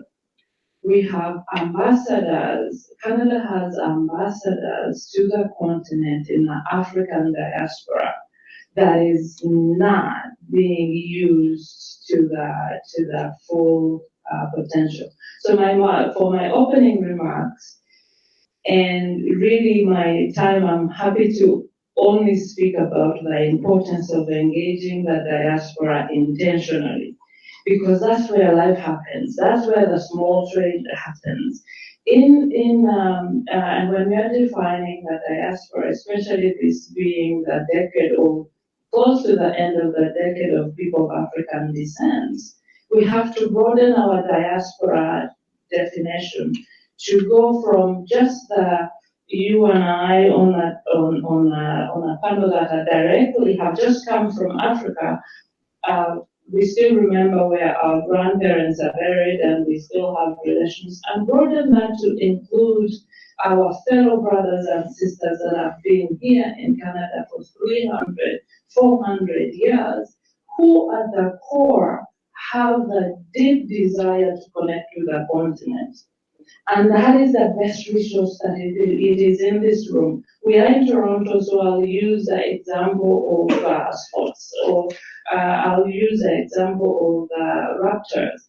Imagine for a moment, from the top of the organization of the Toronto Raptors to the people that are on the floor, on the bench, in the stands, that is all. And if by any chance there was a rupture and the people of African descent were taken out of the stadium, that stadium will be empty. So we have a tremendous amount of resource and power that can be tapped in to drive this economic thing. Every diaspora member, where they are, they can reach 200, 300 people that the government cannot reach on a higher level. So when we're thinking about the economic strategy for Africa, we really need to start with the people. And that is the connections that the diaspora has that it brings to the table. Thank you very much, Susan. And I think I'll take Yes, I just wanted to add, in my perspective, sorry, can I be heard? Yeah, I don't think it's on. Is it on? Yes. Yes, okay. In my perspective, I actually think that what is very, very critical for Canada-Africa commercial relations is the government, the Canadian government. Everyone in Africa today, globally, countries are taking Africa seriously. And Canada has to as well. And what I think has to be looked at primarily, number one, is the sectors for which Canada is actually very well suited to do in Africa. And nobody likes talking about it, but everyone has to be able to vocally say the mining sector. The mining sector is a very critical element of that strategy. And so it is very important that the Canadian government articulates very, very clearly its expectations and priorities for that sector. Whether it's amount of investments they want, whether it is oversight of Canadian companies, whether it is how they support regional value chains and African country positions. It's very important for that. You have, for example, only about 19% of CMA, Canadian CMA, is in Africa. And Africa is known to have a significant mining potential. Africa is known And for those who don't know what CMA is, you may want to explain it. Yeah, it's okay. It's the Canadian mining assets, and it's very broad. It's not direct assets, but it's just basically a very broad term. But I would say it's about 19% of total Canadian mining assets abroad in total. One of the key things that has to be emphasized is that mineral exploration in Africa is amongst the lowest in the world. In spite of all this potential that Africa has mining-wise, I think it's about 50% or half of, not Canadian-wide, but just generally, what's happening in Latin American countries, and lower than what Canada invests, etc. So a key question that has to be asked for Canada is how can Canada really robustly propel mineral exploration, mineral investments, and the business elements to it, and improve the policy environment in Africa, and probably even support regional African priorities in the regional value chains. I would say that's one critical thing. Canada has also talked about de-risking, and every other developed country is talking about de-risking. But the disadvantage Canada has is geography. Canada is facing East Asia to the east, to the west, Europe to the US, and it's very distant from Africa. Unlike other European countries, unlike the US, unlike the Middle East, etc. And all those countries are doing de-risking. What this geography deficit does for Canada in particular is it results in low commercial information and networking on Africa. There's very little knowledge about what's happening in Africa, about what the opportunities are, etc., compared to, for example, Europe, etc. And I think that needs to be addressed. I think the government of Canada has to be a bigger player in supporting that, because that would be very important to propel greater investments. Thank you, David. And oftentimes in these panels, we try to harmonize the positions, but I would try to stress slight difference in the two perspectives, because I do think there are slightly two perspectives I'm hearing, and it may be that others in the room hear it or they don't hear it. So I might emphasize that I think there's perspective A, which I think is David's perspective. I'm characterizing this. We basically say, so Canada has a competitive advantage when it comes to mining with regards to its relationship with Africa. And as we know, this chamber, frankly, with all due respect, 80-90% of everything we've done over the last few decades has been in and around the mining sector. And that and Canada itself has had, my experience over the last decade is that Canada has had a yin-yang feeling about mining. There was a period where mining is good, and then there's a period where mining is not so good, and we have to move away from mining, etc. And now we are back to clean metals, etc. So I think David is expressing a view, which the others in this room share, that rather than sort of being a jack of all trades and a master of none, Canada should forthrightly assert that its engagement with Africa, its competitive advantage, the technologies it can bring, the good practices it can bring in terms of community development, in terms of ESG, in terms of environmental, water resource management, etc., relates primarily to the mining sector and should support that. And therefore, basically, this would mean larger projects, which, like we've seen with Beauty Gold's project or with Ivan Gold's projects, which can then have positive linkages to other projects in the community. And what I hear from Susan is a slightly different perspective.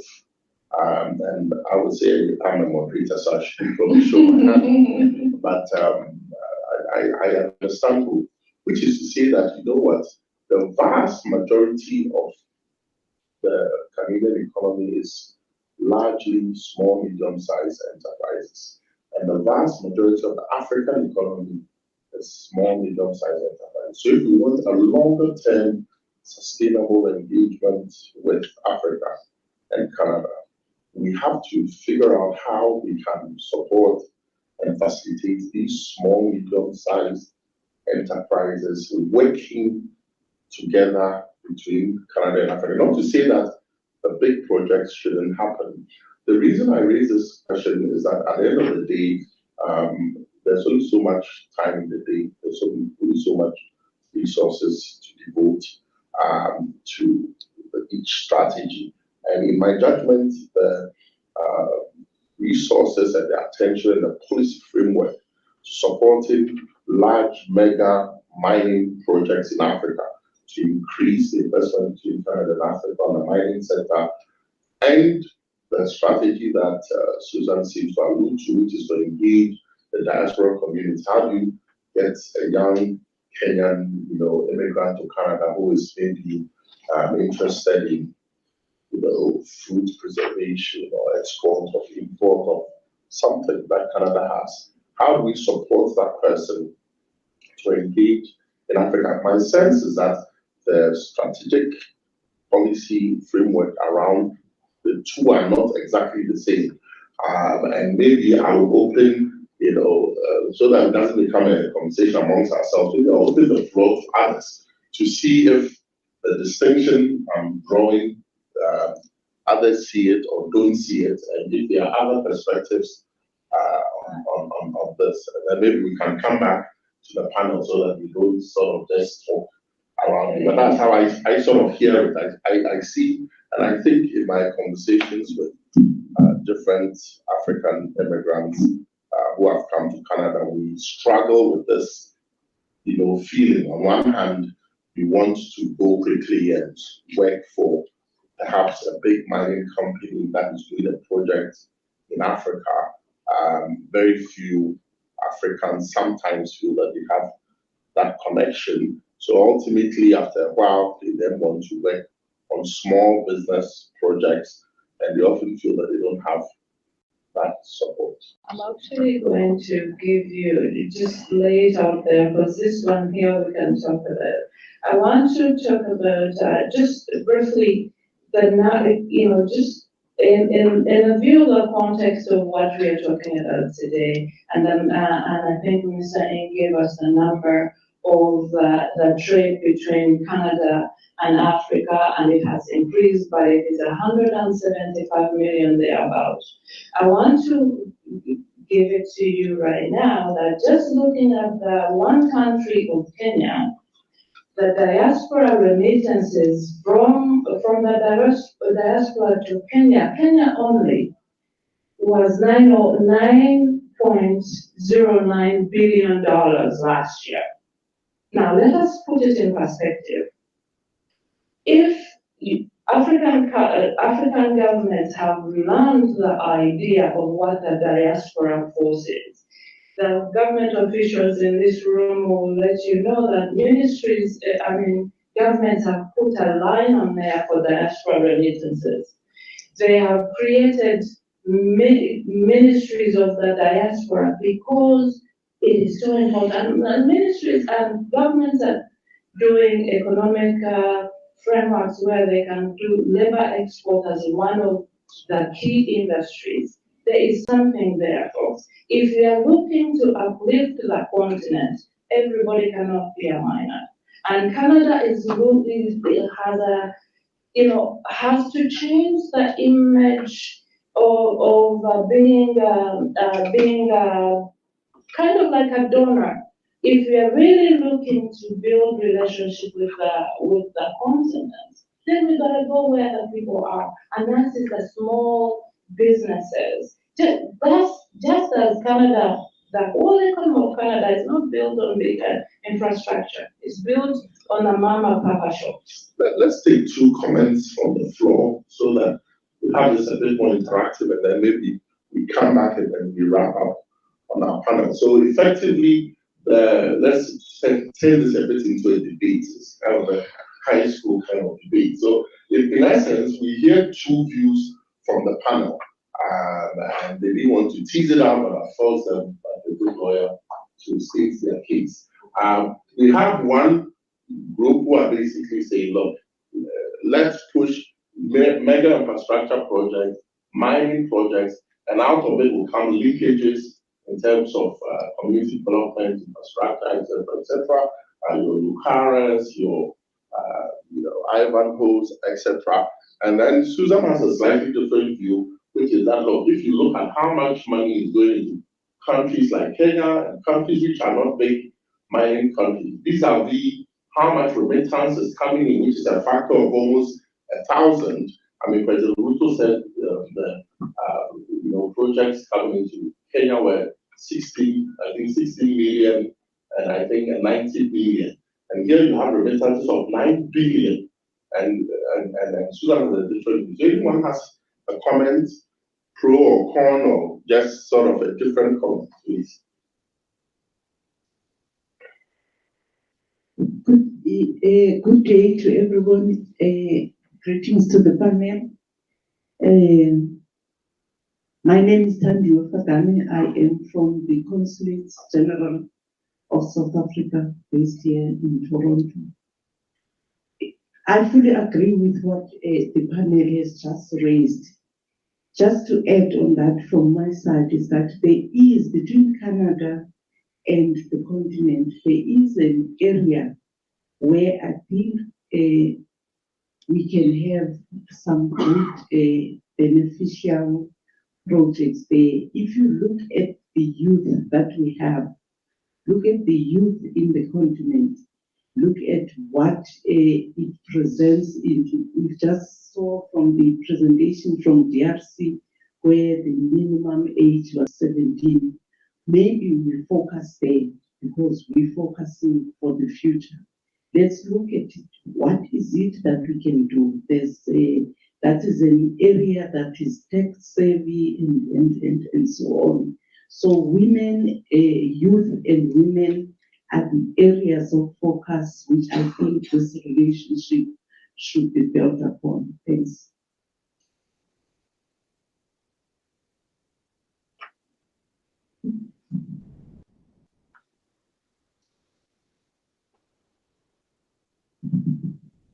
Good day, everybody. So this is a very interesting discussion, and if you could please state your name. Sure, thank you so much. My name is Janan Panchal, and oddly enough, I lie at the intersection of the discussion that's happening here. Being part of the African diaspora, having been born in Zambia, but also recognizing and being involved with the mining industry as well, every time I mention mining to anyone that's part of the diaspora, specifically young individuals, there is a almost a turn away from engaging with me, right? But I do recognize that the potential that Africa has lies on this mining industry, and I feel that as Honorable was just mentioning here, that the youth lie at the center of this movement. And when we're engaging the African diaspora, I think that there's a disconnect amongst the youth. Specifically, when I look around this room, I'm probably one of the youngest individuals here, and none of my counterparts or colleagues are here. Because they failed to engage with civic duties around and discussions in policies, specifically to promote the future of economic benefits for the continent. So there is an overlap here, but I think that it is true that we need to engage the youth to get them to understand that how can we transition these countries that have been dependent on the mining industry towards a more innovative to more innovative industries around the technological advancements that are happening. And there's a lot of innovation that's going on the continent and in Toronto as well. And specifically, when we take a look at what the African diaspora is doing in Toronto, there is a massive uptake of Black excellency in the tech space. And I have seen it firsthand. I'm involved with it. I'm connected with many, I think several of the Black entrepreneurship ecosystems that are here in the city, and I think that it's time to engage these youth around discussions that involve policies because they are not active. And if we're looking to really promote the future of Africa as a dominant player in the global market, we do need to engage these youth to bring them forward and leverage their insights, their experiences, and their contributions as well. So that's just something that I think I would like to kind of open up to everyone in this room. Okay, how do we engage these youth in these civic discussions that are going to play a big part in the future of Africa? And one more quick comment from the left, and then we'll go after that. Thanks very much. A question from online. This is to David Shifaru.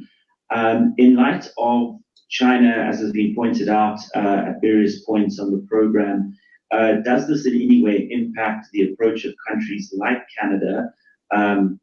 For example, and then it goes on to say, in summary, has the rise of China challenged existing paradigms of engagement with Africa? Has the rise of China challenged the existing paradigms? And that's just with reference to a few things that have been said throughout the program. Thanks, Chair. Thanks, David. So David, I'll leave you to answer that question, and I'll just add on top of that, the mining sector itself is moving towards greater automation. So that's the other thing that we have to factor in. So as assuming your argument sort of wins the day, how do you factor in the rise of artificial intelligence, the rise of automation, and the China angle? So just, I'll try to be very quick. To the Zambian national, it's great that he actually put his hand up. It's very important to emphasize the geography of Canadian mining. If you look, for example, at Canada's mining investments assets in Zambia, they were about $9.5 billion. There are only 6 Canadian companies operating there. You look at the Canadian mining assets in Mexico, it's about $9.9 billion. And there are 145 or 144 Canadian companies operating there. This is something that the Canadian government has to be a part of and has to ensure that things are. It's a sector that requires a lot of handholding to ensure that it's done justly. I do believe that the S4 is a big factor, but the Canadian government is not just narrowly focused on the S4. There's the Canadian. It's a Canadian nation and Canadian people that have to all be a part of it. And so I think that it's very important to ensure that Canada's strategy it encourages every Canadian. And we're talking about Bombardier with the jets on the airlines. We're talking about Fairmont with all its hotels and hospitality in Cape Town, Egypt, and Kenya. We're talking about renewable sectors, etc. And this is something that Canada has to do. With respect to China, China is basically defining Africa, and every country is following what China is doing. If somebody says leave the mining sector out, the Chinese will take over. Already, everything that America is doing right now is basically echoing what China does and what to compete with China. You have, for example, America and Canada and 13 other countries setting up the Mineral Security Partnership. And this is efforts to basically accelerate the development of diverse and sustainable critical energy supply chains. One question I have for the Canadian government is, why isn't Canada actually encouraging, these countries to include some African countries in that listing? To try to get, like, for example, Zambia or some of the countries to be a part of this partnership. This is something that can be done. But one other thing that I have to add is that for all of this in for Canadian success in Africa, it has to have influence. It's not just goodwill. And to influence policy, to influence change, and that is an area that there's a strong gap in. There's a study that was done, and I think Canada was ranked 15 out of 35 countries influence, lower than Portugal, lower than Germany, lower than Norway, lower than Ireland, all countries that have taken public UN seats. Also, when you look at gender equality, African politicians and policymakers have actually, since 2017 to 2020, have actually declined in their prioritization of women empowerment in polling. So there's some gap in influence that Canada has in Africa's policy space, and that has to be addressed. Otherwise, this country will not have much right to run. So, Susan, I would ask you to make final comment, because I think the Kenyan ambassador also has a few remarks to make before we go to lunch. But I think if you can sort of put it together and sort of summarize your view, because I do think that David makes a good point, but I also understand your point. So if you can sort of put it together. Okay, so putting this together, the view does not mean that Canada ignores everything else and just focuses on the diaspora. The view is Canada takes advantage of the diaspora and diaspora business. So I am part of the African diaspora, but I'm a Canadian. So when we are talking as a Canadian, I can, and in the work that I do, I facilitate taking Canadian companies to Africa. So that the argument here is there is a tremendous amount of resource in the Canadian diaspora, African diaspora, and then we are not narrowly defining the diaspora as just people from the continent today. We are defining the diaspora as people that have interest and knowledge about the continent, that can bring companies, that can reach, like there are places where there is no trade commission service, but there are Canadians that are from that place that can work with companies that need to go there and break down the de-risking, the what, and really break down the cultural differences. So I'm not opposed to the mining. I'm not opposed to big government coming and doing the policy things. I'm saying that people factor will make that facilitation much quicker. Where the Prime Minister can't reach, where the Minister can't reach, there is a Canadian from that country that can do that translation. Oh, well, so thank you very much to David and to Susan. And I want to assure you that the Africa Continental Free Trade Secretariat in Accra, this debate is also happening there. I mean, it's a huge debate.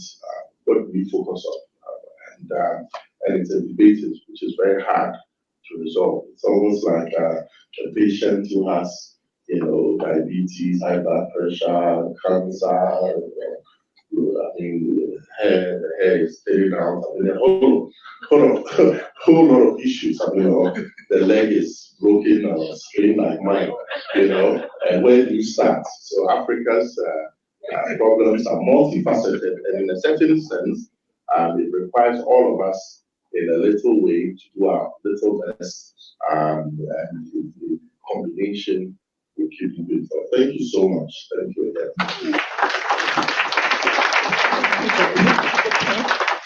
Thank you very much to each of our panelists, Susan Namulindo, David Shapiro, and of course the moderation by Sebastian. The mission of the Chamber is accelerating Canada-Africa trade and investment through world-class networking and information sharing opportunities.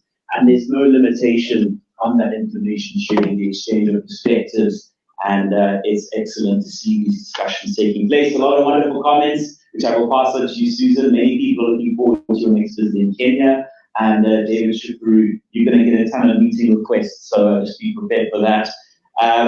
It is now my great pleasure to hand over to one of the most incredible individuals in our organization. He likes to be behind the scenes, but today we're ensuring that he is on stage, and that's Wayne Floriani. Wayne is a wonderful supporter through Mine Africa, a company he co-founded with our President Emeritus, Bruce Shapiro. Bruce, would you rise? Bruce, 20 years of service as president to our chamber, and as we all know, the roots in South Africa, and Bruce began the beginnings of a regional and now Pan-African vision.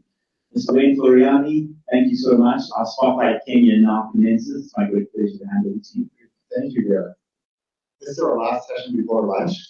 We've got about half an hour scheduled, so we're delighted. Some of you would have joined us this past June in Ottawa, as well as here in Toronto, where we had a delegation from Kenya come in and join us, led by Baramex Limited out of Kenya. As part of that arrangement, they are back again, our Kenyans with us from Baramex, and perhaps we have a group of them in the corner. Just raise your hands so we know where you are, all of our Kenyan delegates. Thank you. We have a dedicated Kenyan meeting room out back as well for anybody that wants to be B2Bs with the group. Thank you for joining us. It's my pleasure now to call on Her Excellency Immaculate Wambua, Kenya's High Commissioner to Canada, to say a few words and informally kick off our spotlight on Kenya. Your Excellency.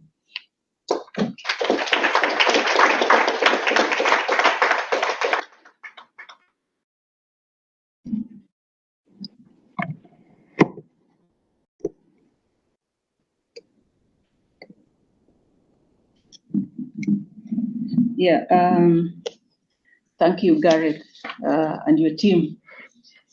And thank you, Wayne Loriani, and your team as well.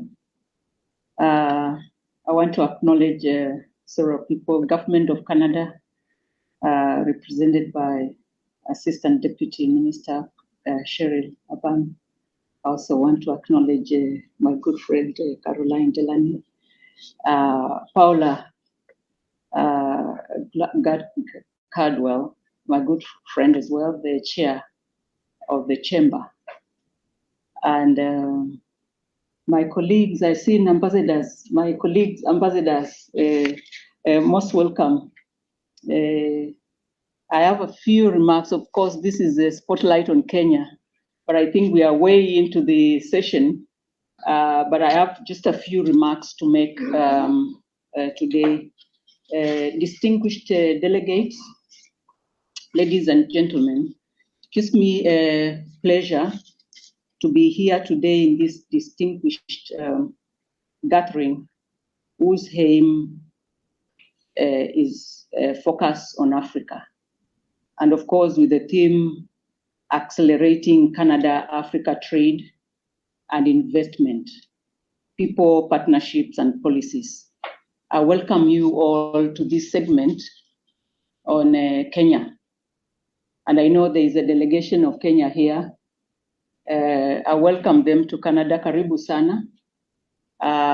We will be with them for the B2B forum. Distinguished delegates, you heard just a short while ago when my president, His Excellency President William Ruto, in his video statement, he spoke about business opportunities available in Kenya. He highlighted, amongst other issues, the many reasons why Kenya is the best place to invest in and to do business. He also talked about Kenya being the gateway to the East and Central African region. Standing here in front of you, dear colleagues and delegates, I can only re-emphasize what the President said. Kenya is ready to grow trade and investment partnerships and collaboration with Canadian businesses. Allow me, as President's representative here in Canada, to make a few couple of remarks about the state of Kenya's bilateral commercial relations with Canada. But I think before I do that, perhaps I should make a mention that Canada-Africa commercial relations are nowhere near full potential. It is in this recognition reality that Canada currently is in the process of developing a comprehensive strategy. Assistant Deputy Minister has talked about a lot of work being done, the discussions, and also Minister Hing also mentioned about the strategy, the Canada-Africa Economic Cooperation Strategy, and which is aimed at increasing and diversifying trade and investment with African countries.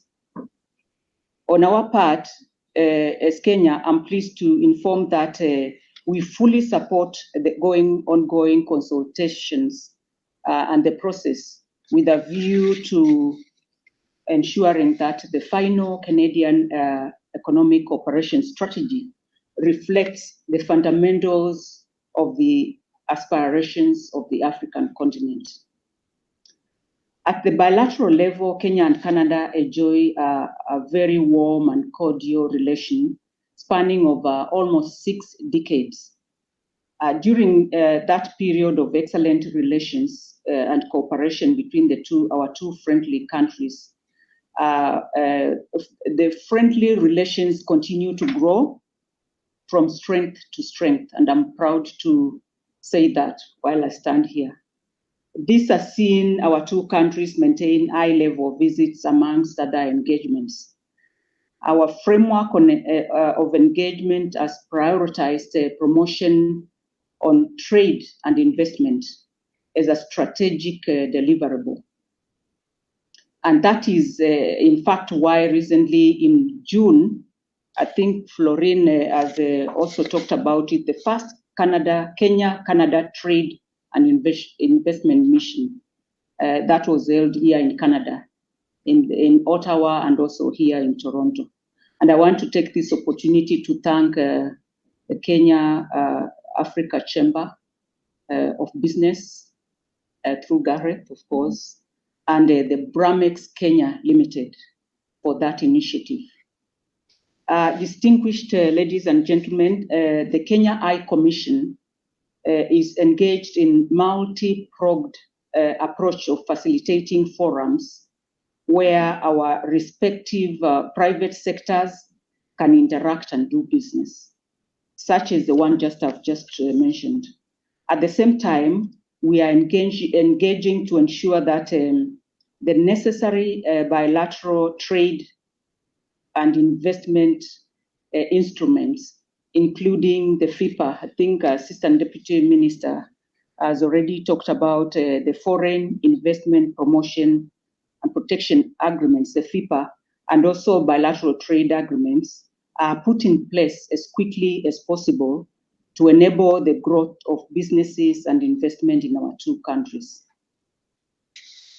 Trade and investment conferences are key tools for promoting commercial relations between countries.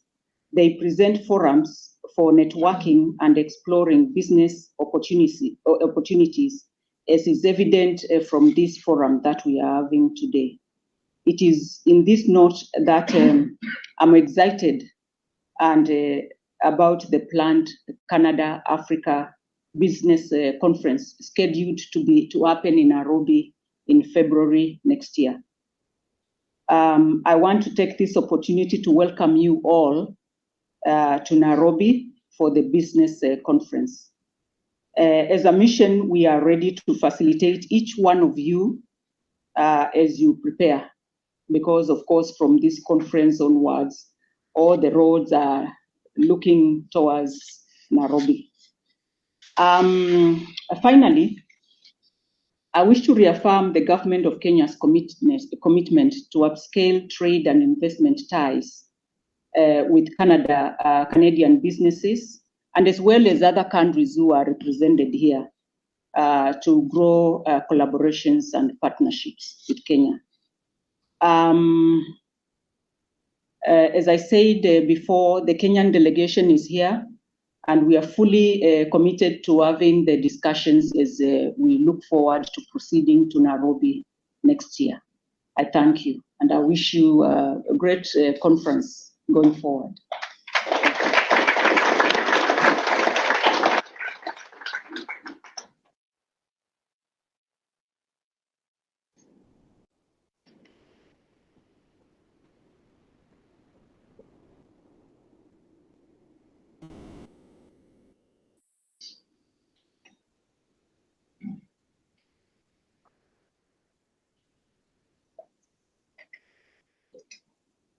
Thank you very much.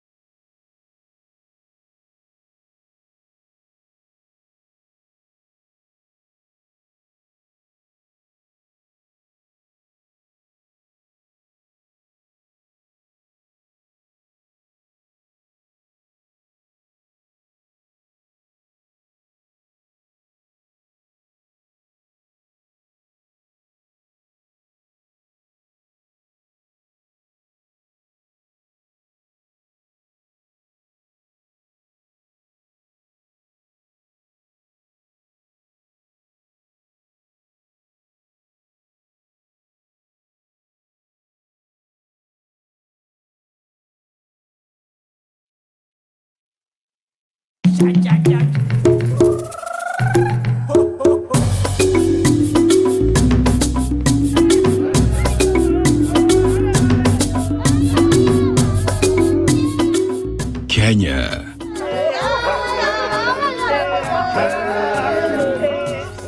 A land known for its breathtaking landscapes, vibrant economy, diverse wildlife and welcoming people. Home to over 50 million people and numerous tech startups, Kenya is arguably Africa's hub of innovation, bursting with potential for any investor. Think about it. From world-class innovations like M-Pesa, a stable economy driven by the new constitution, globalization and internet, beauty, warm weather, pleasant people, high literacy rate, and lots of leisure activities, Kenya is definitely the place to be.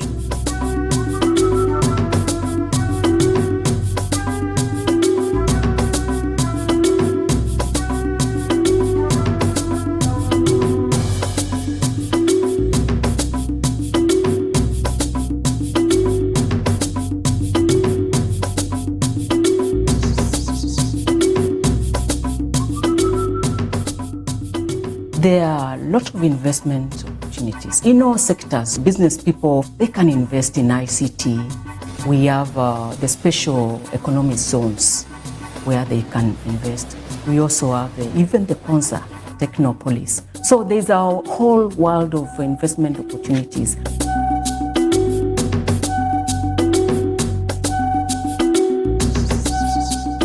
Kenya is a country that is actively engaged in the world.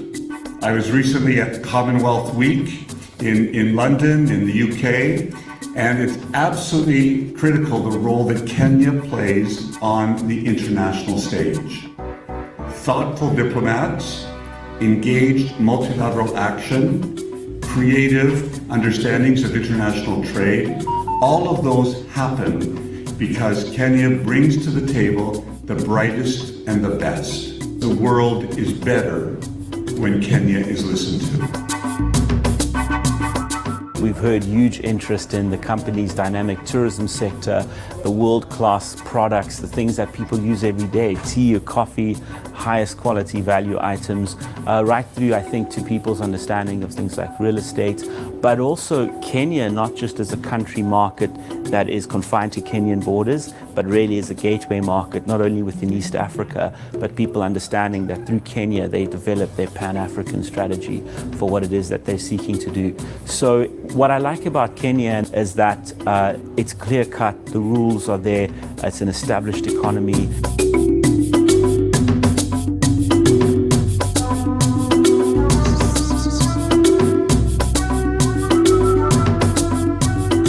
Yes, be it agriculture, education, roads and transport, telecommunication, real estate, blue economy, energy, or the stock market, there is so much that Kenya offers.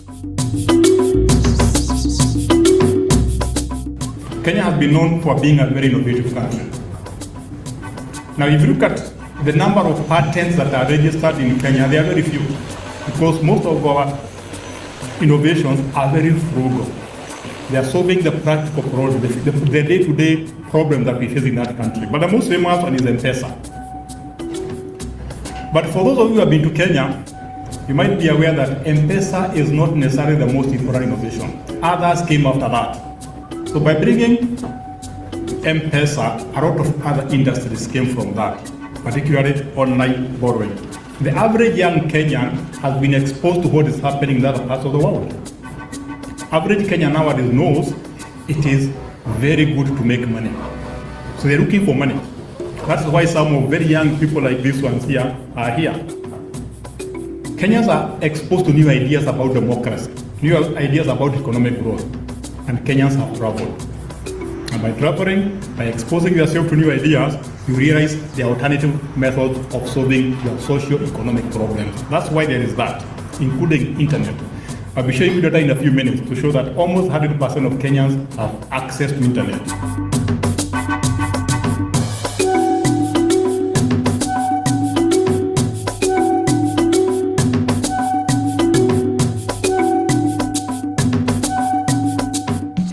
When it comes to tourism, Kenya is a paradise on earth.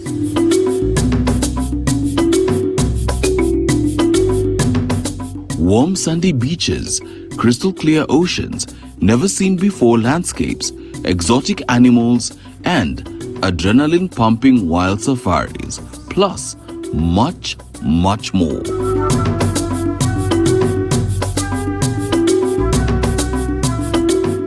Those of you who have been to Kenya have confessed that Kenya is a beautiful country. It's the only country where you can drive, stop, admire the mountains, admire the lakes, admire the volcanoes, admire everything within a range of 100 kilometers. Think of how much it is cheaper to construct a house in Kenya because you don't need to think about insulation or double glazing windows because the weather is very nice. And you can move from the beaches to the snow-capped mountains. And they are very welcoming people. If you find two Kenyans sitting to each other and you are told they are not brothers and sisters, you will not believe. It's the only country where I will meet you for the first time, buy you a drink, and you become my friend. It doesn't matter whether you are Kenyan or non-Kenyan. We are very welcoming people. So that after you have been working very hard as an investor or a trader, you feel very much at home. So as an investor, you not only make money, but you feel you're welcome. So, the next time you think of a place where you can invest and enjoy with guaranteed return on investments, think Kenya. Thank you very much, and you'll recognize a few of the faces in there. Some of that footage was taken in those interviews when our Kenyan delegation was here in Toronto and in Ottawa last June. Our last speaker now joins us live from Kenya. Lilian Macharia is with Bromex, the group that has partnered with us in putting together the Kenya program aimed at fostering and furthering trade and investment between the two countries. So we're going to go live, where she's been patiently waiting. Thank you very much, Lilian, for holding on for us, and the floor is yours. Okay. All right. Like I said, thank you very much for the opportunity to be able to present. My name is Lilian Macharia, and I'm the event manager at Bromex Limited, and we are a logistics company. And we are particularly very happy to be part of the conversation that is going on about the opportunities that lie for Canada and Africa, the continent of Africa, and in particular, my home country, Kenya. We are happy to be here. Africa, the sleeping giant, it's time for the giant to rise up. It's time for the giant to be recognized for who and what it is and what it presents to the rest of the world. So I will be taking you through a short presentation. This presentation will be basically about who we are at Bromex and also how we can plug in this conversation in what we do to help facilitate and actualize the discussions that are taking place today. So in a moment, I will be sharing my screen, then we can take it up from there. 1 minute.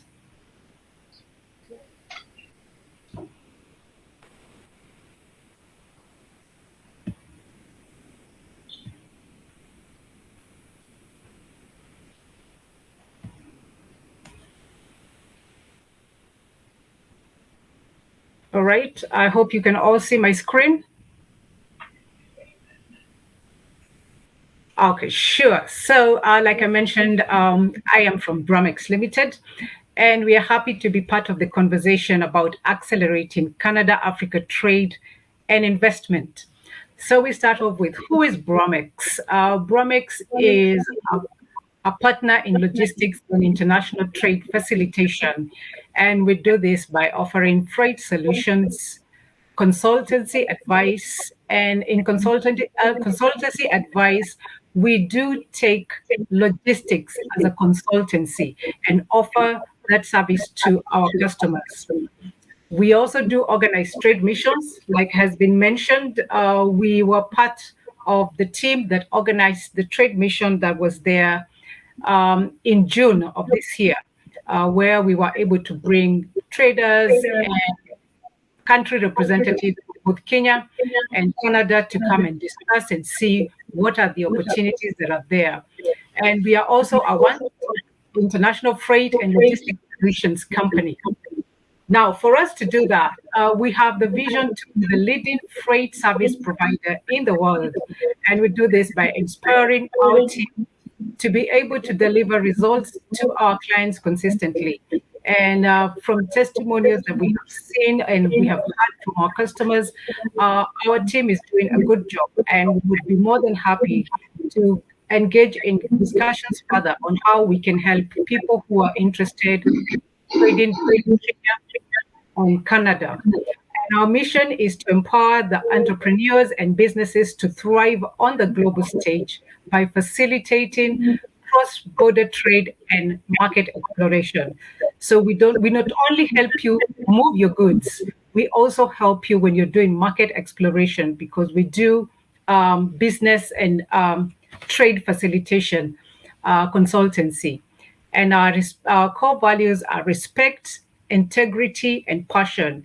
And in particular, we are very big on integrity, because in the logistics business, there have been a few unscrupulous players in the sector, and we want to stand up from the competition by ensuring that we do our work with utmost integrity.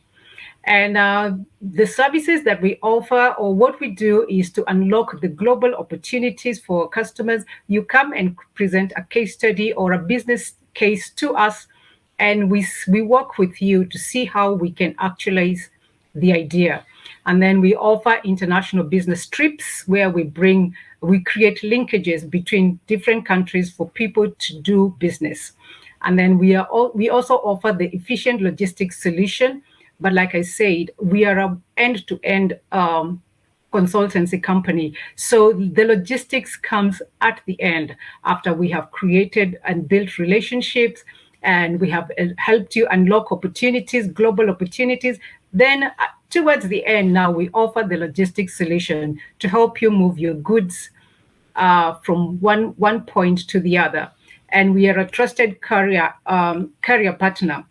And our expertise, the first things we do is we are good and we offer you expert advice on customs handling so that you get the best rate for what you're shipping. We advise you on how to package your goods so that when you're shipping them, it is for the best for everyone. Then we offer air freight services for people shipping via air. We do offer sea freight services. And then we also offer expert advice on how to handle and to label your dangerous goods in case you're shipping those kind of goods. So you would ask, why would you want to choose Bromix over all the other players that are there in the market? And the first thing I would promise you is that we do treat our customers as partners. We don't treat you as a statistic. We don't treat you as a hit and run encounter. We work with you. You become our partner as we do business together. Then we are fast, efficient, and reliable in our delivery. In case there is a breakdown somewhere in the value chain and we're not able to deliver on time, we always ensure we are the first to reach out to you to advise you that there might be some delays, and then we see how we can work around that. And then, like I had mentioned earlier, we are experts in customs procedures. So if you're having goods that you want to ship from one country, say from Canada to Kenya or vice versa, we will give you expert advice.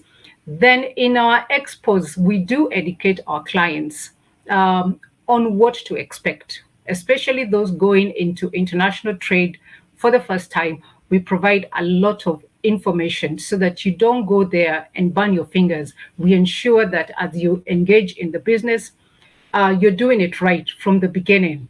And our competitive advantage is, given our experience that we have had, given the networks that we have created over time, we are able to help you reduce your costs to the average of around 35%, as opposed to if you went and did it on your own. We know what to do and when to do it. And that is the reason why we are able to bring your costs down.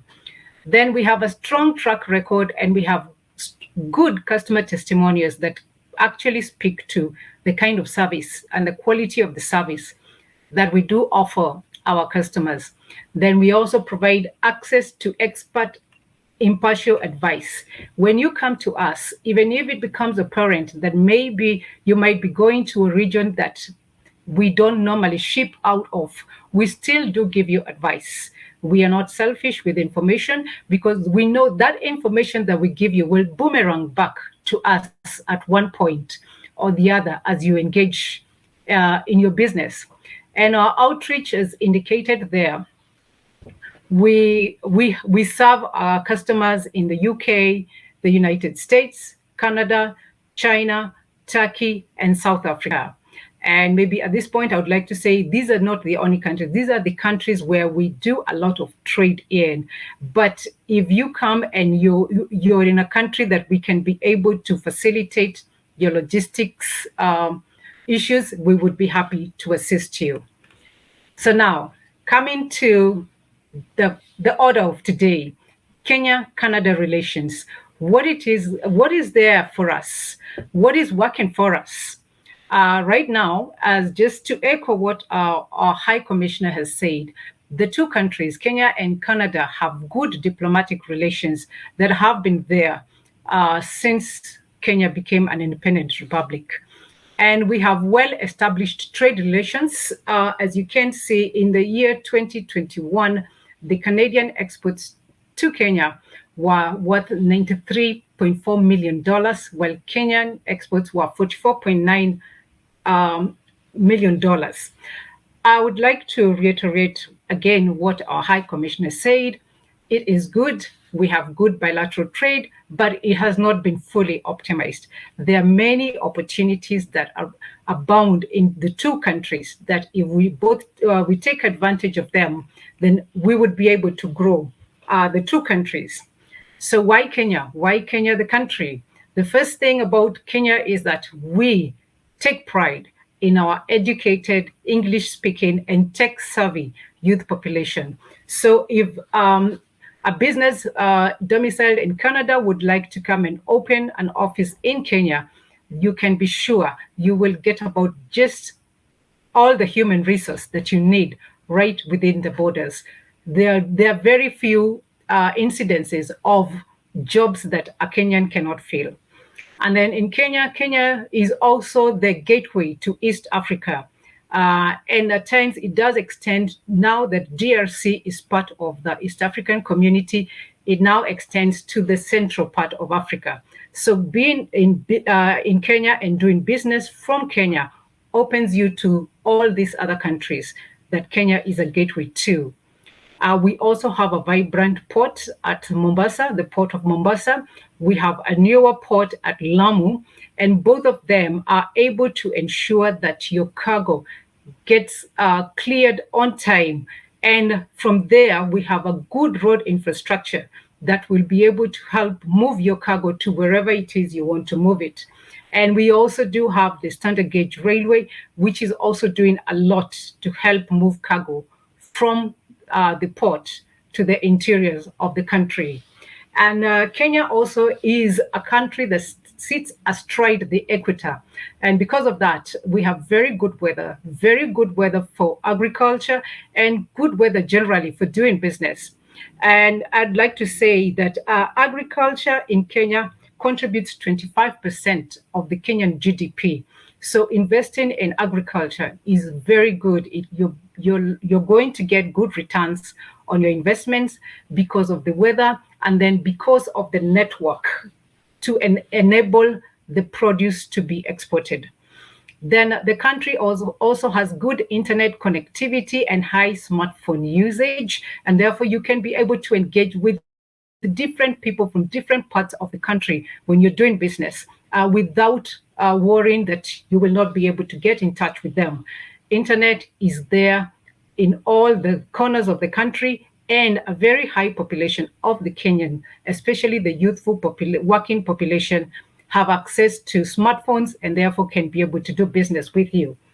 And I will say, just like was said in the clip, the Kenyan people are warm and friendly. We welcome guests with open arms, and we are happy to do business and work with the people who come to us.